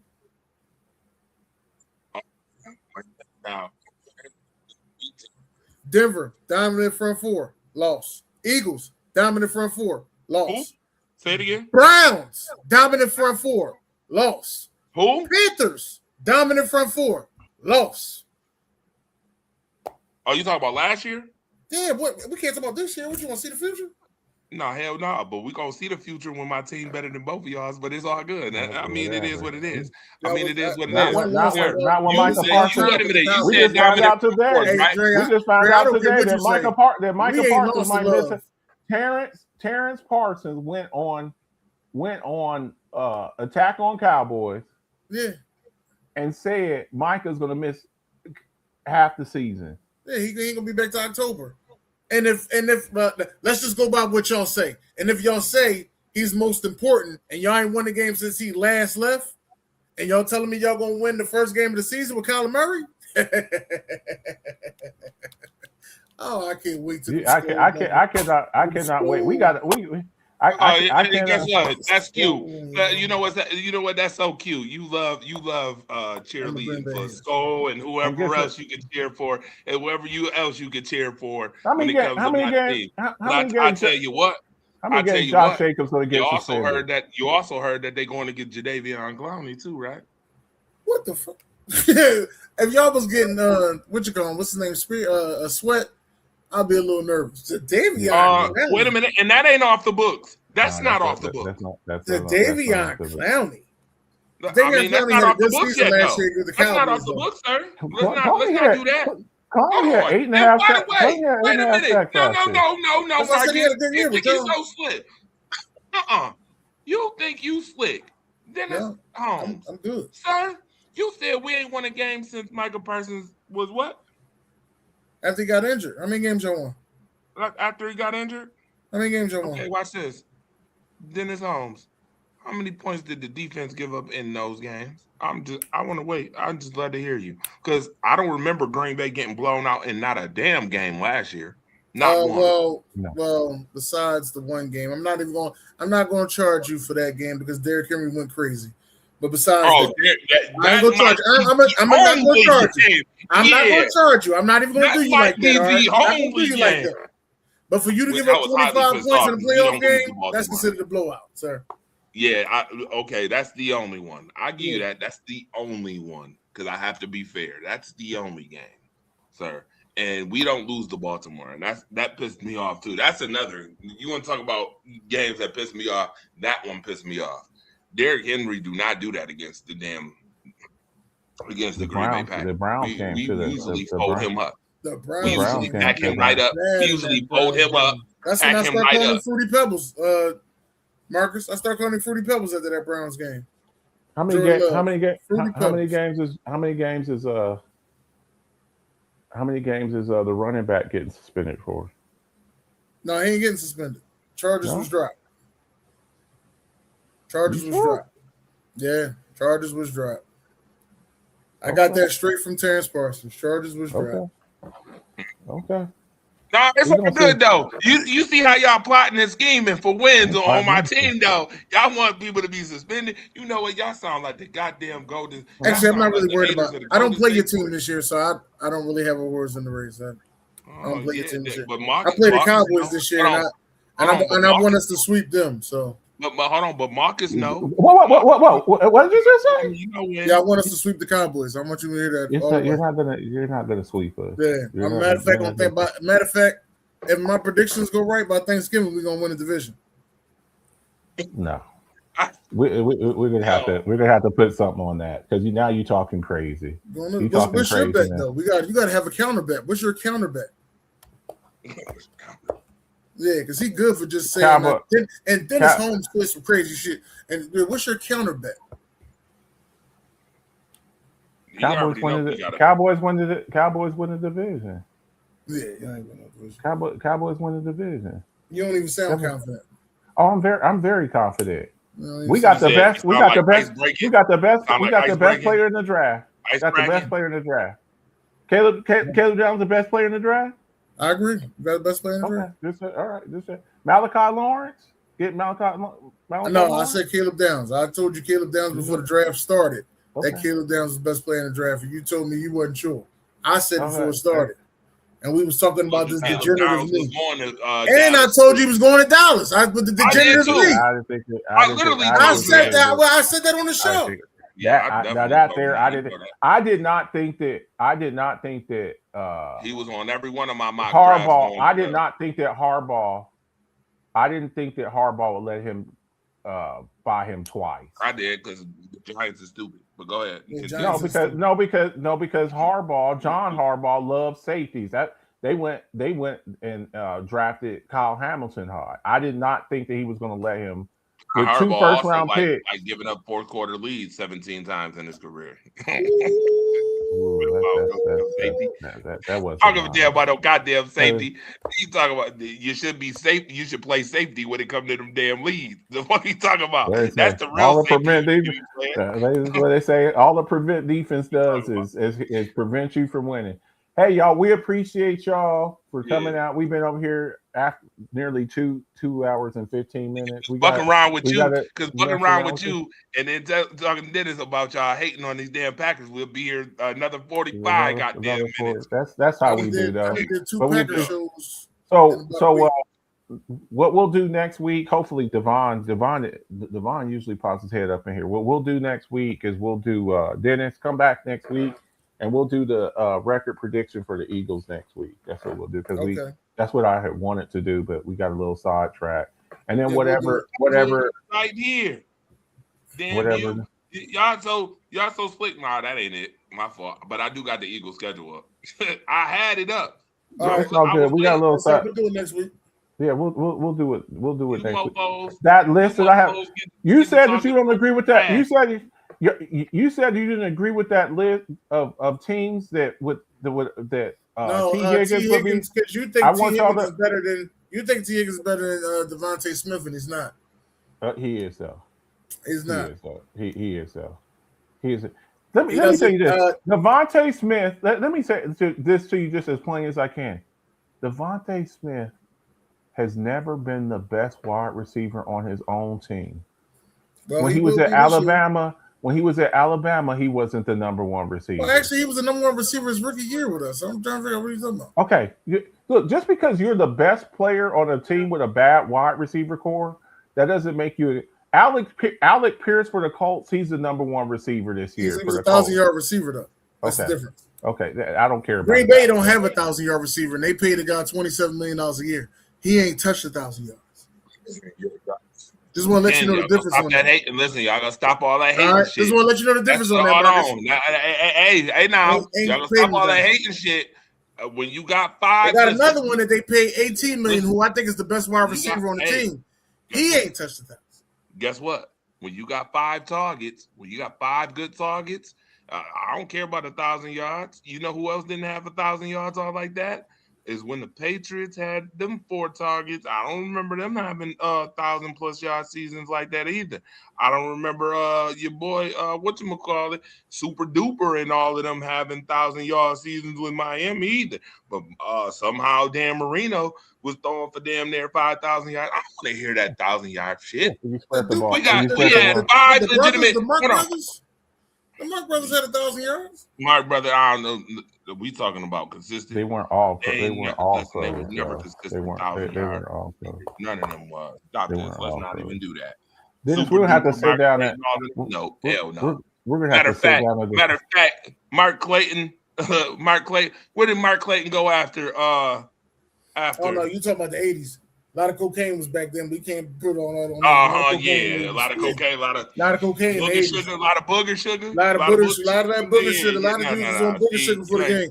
We can't put on that on that. Y'all not about to stay here shit on my Packers though. It's crazy because a lot of dudes that's owners now wasn't even owners in the 80s. My owner wasn't the owner in the 80s. Shit. Guess what? We ain't gonna need 1,000-yard receiver this year, and we still gonna win the division. Don't worry. Jerry Jones got the team in like the late 80s, right? Yeah. Don't worry. Yeah, see what I mean? Yeah, don't worry. Don't worry though. We're gonna be divisional winners like the rest of y'all. No, you're Everybody not. gonna be a divisional winner. All right, at least okay, Trey. All right, that's what I'm talking about, Trey. You're gonna win the division. That's what I'm talking about. At least one Packer fan is saying that. You're not winning the division. Why? Wait a minute. Is Packers fans saying they ain't winning the division? They said they don't care about winning the division. They just care about making the playoffs. Oh, see, you're not winning the division. After what you just watched, wait a minute. Come on now. That's why I said y'all need. That's why I said y'all need a home playoff game. What kind of Packers fans you talking to? Because after what you just watched last year, there is no way in hell. Hey Drake, I'm gonna send you the show. I think it's about 45 minutes long. Bro, you can't be comfortable with the Packers just making the playoff. Hell no. What? Who said, bro? I go on that same show and 10 toes down tell them you got to be a damn fool to tell me that you comfortable with just the Packers making the playoffs. Hey, if Kyler Murray coming in win that division, I don't know if we're gonna have a conversation. Whoa, who won it? If Kyler Murray coming in win that division, I don't know if we're gonna have that same conversation about Jordan. Okay, watch this. Dennis, I'll be the first one to say it as a Packers fan.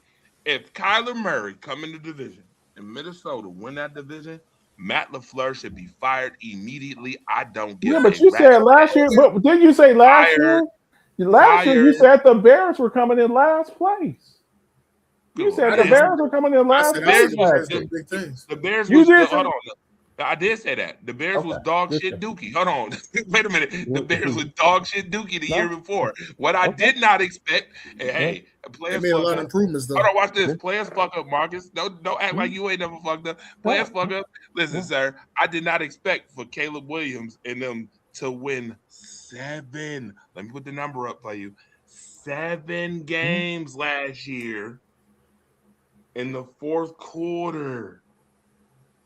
I didn't expect them to win 7 games. That's what the Iceman does. That's what the Iceman does. That's what the Iceman does.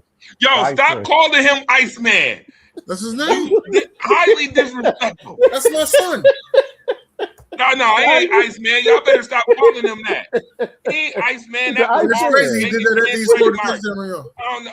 Yeah, okay. No.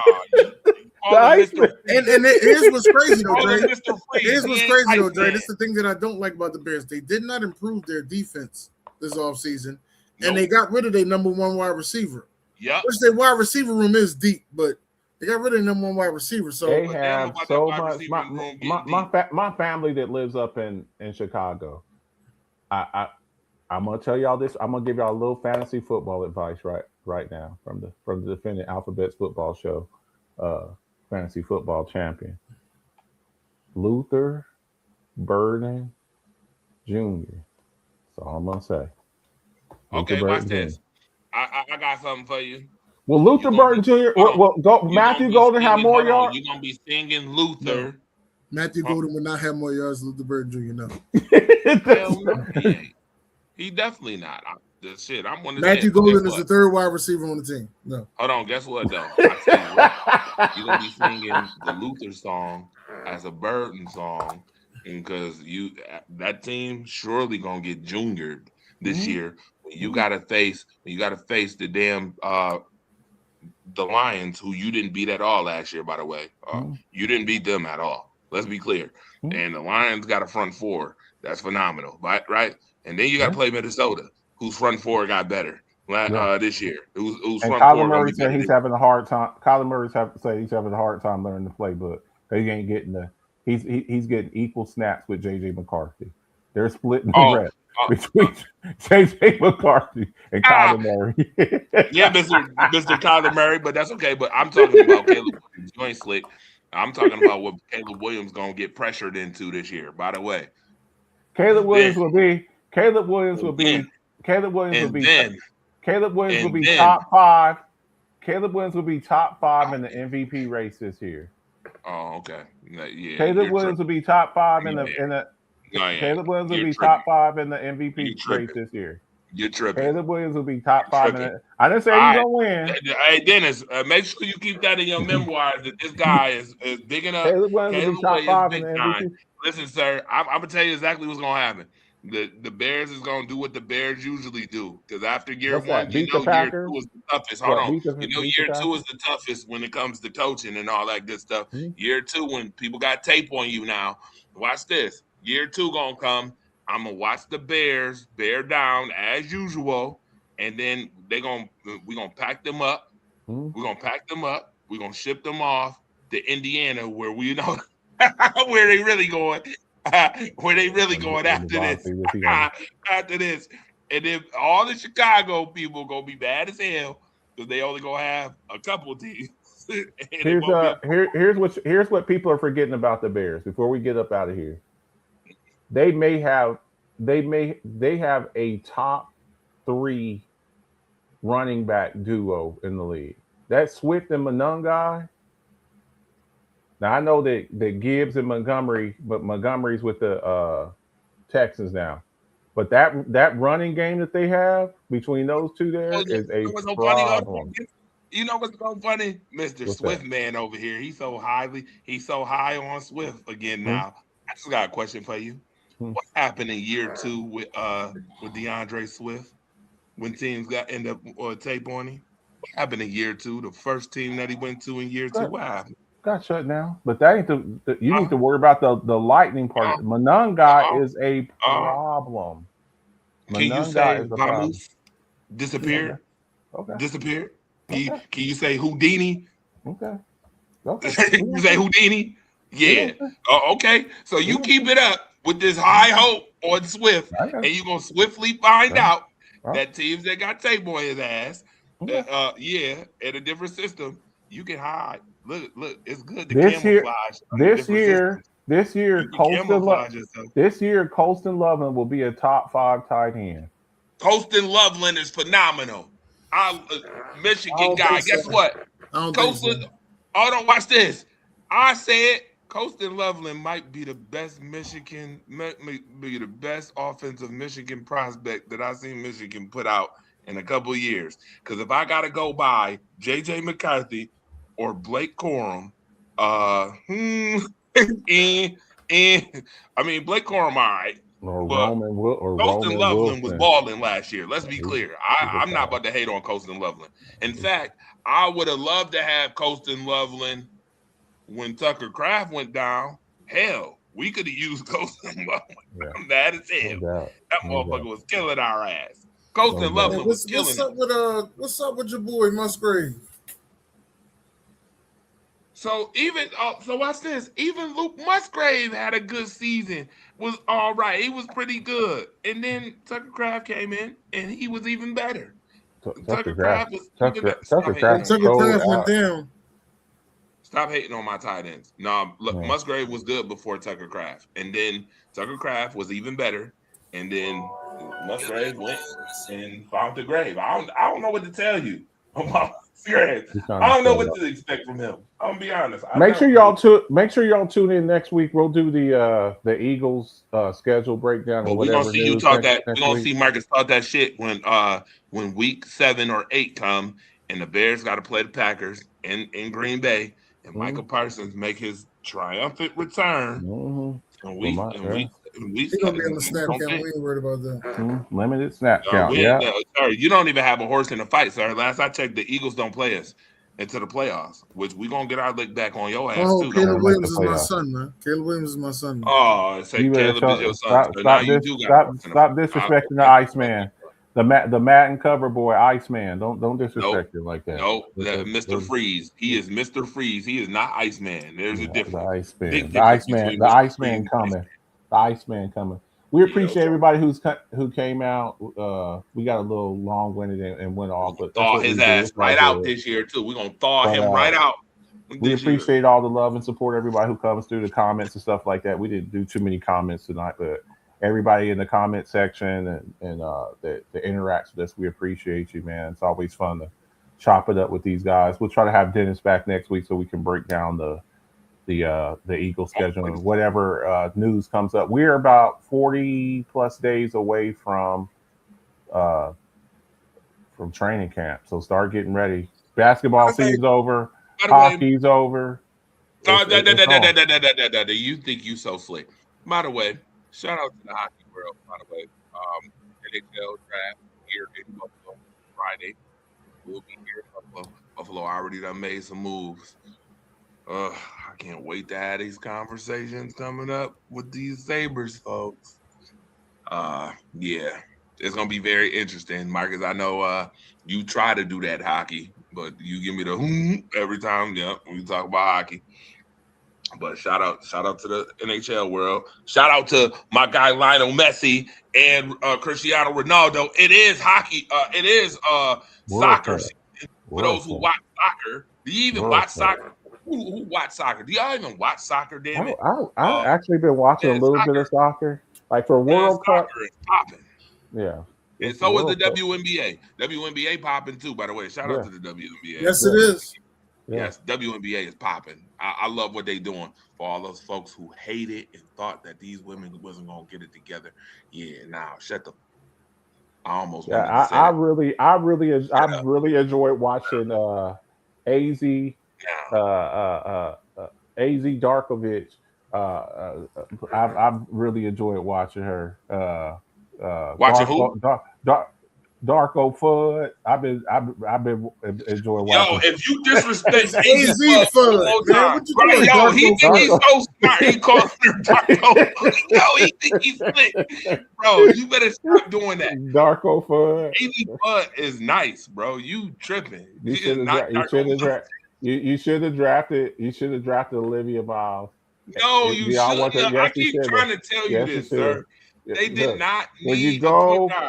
And the Detroit Pistons did not need. They did not need another small forward. I told you different circumstances. Guess what, Dennis? Hey, Marcus, if Carmelo Anthony had went to the Detroit Pistons instead of Darko Milicic, they didn't want Carmelo because they said they had too many forwards. And instead of getting Carmelo Anthony, you drafted Darko Milicic. Well, that's their fault. The forward position is different from point guard. So that's what I'm gonna call her from here on out. I got a question for you. Well, hold on. No. Because you keep fucking this narrative. And now I gotta ask you. You keep saying Darko Fudd. Marcus, are you taking Olivia Miles over Paige Beckers? No. No, you're not. You're not. Don't even. I don't know why you even think about it. Listen, Olivia Miles is having a phenomenal year. Yeah. Phenomenal. Maybe one of the best rookie years I've ever seen. But ask me if I'd rather have AZ Fudd or Olivia Miles. Ask me that. Ask me what? Ask me would I rather have Darko Fudd. I don't listen, sir. Here's the other problem with that.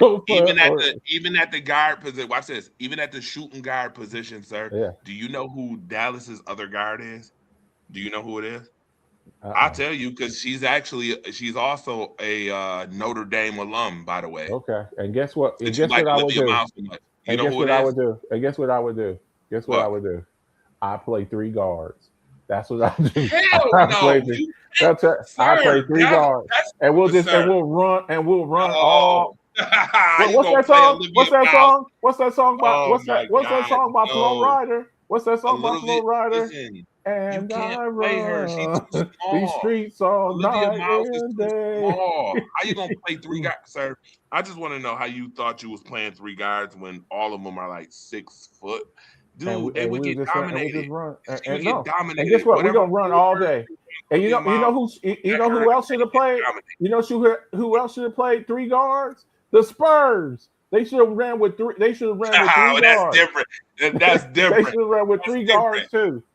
That's we appreciate everybody coming out. We got to get the Dallas Wings is 12-6, Marcus, and you over here talking about the Dallas Wings didn't win 11 games last year. Didn't win 11 games last year, and you over here calling this girl Darko Fud, and they don't win 12 games in 18 games. Sir, you better stop. That's what I'm gonna call. That's what I'm gonna call. Stop disrespecting the number 1 overall pick in AZ Buzz. Stop. I will. I'll stop disrespecting her when you stop disrespecting the Iceman. Y'all have a good evening. We appreciate y'all, man. Much love and respect to everybody. You ain't 50 Cent. You ain't 50 Cent. You ain't 50 Cent. You too see in love with a lip. Yeah, see ya. See ya. Darko Fud. That's what I said. Darko Fud. That's what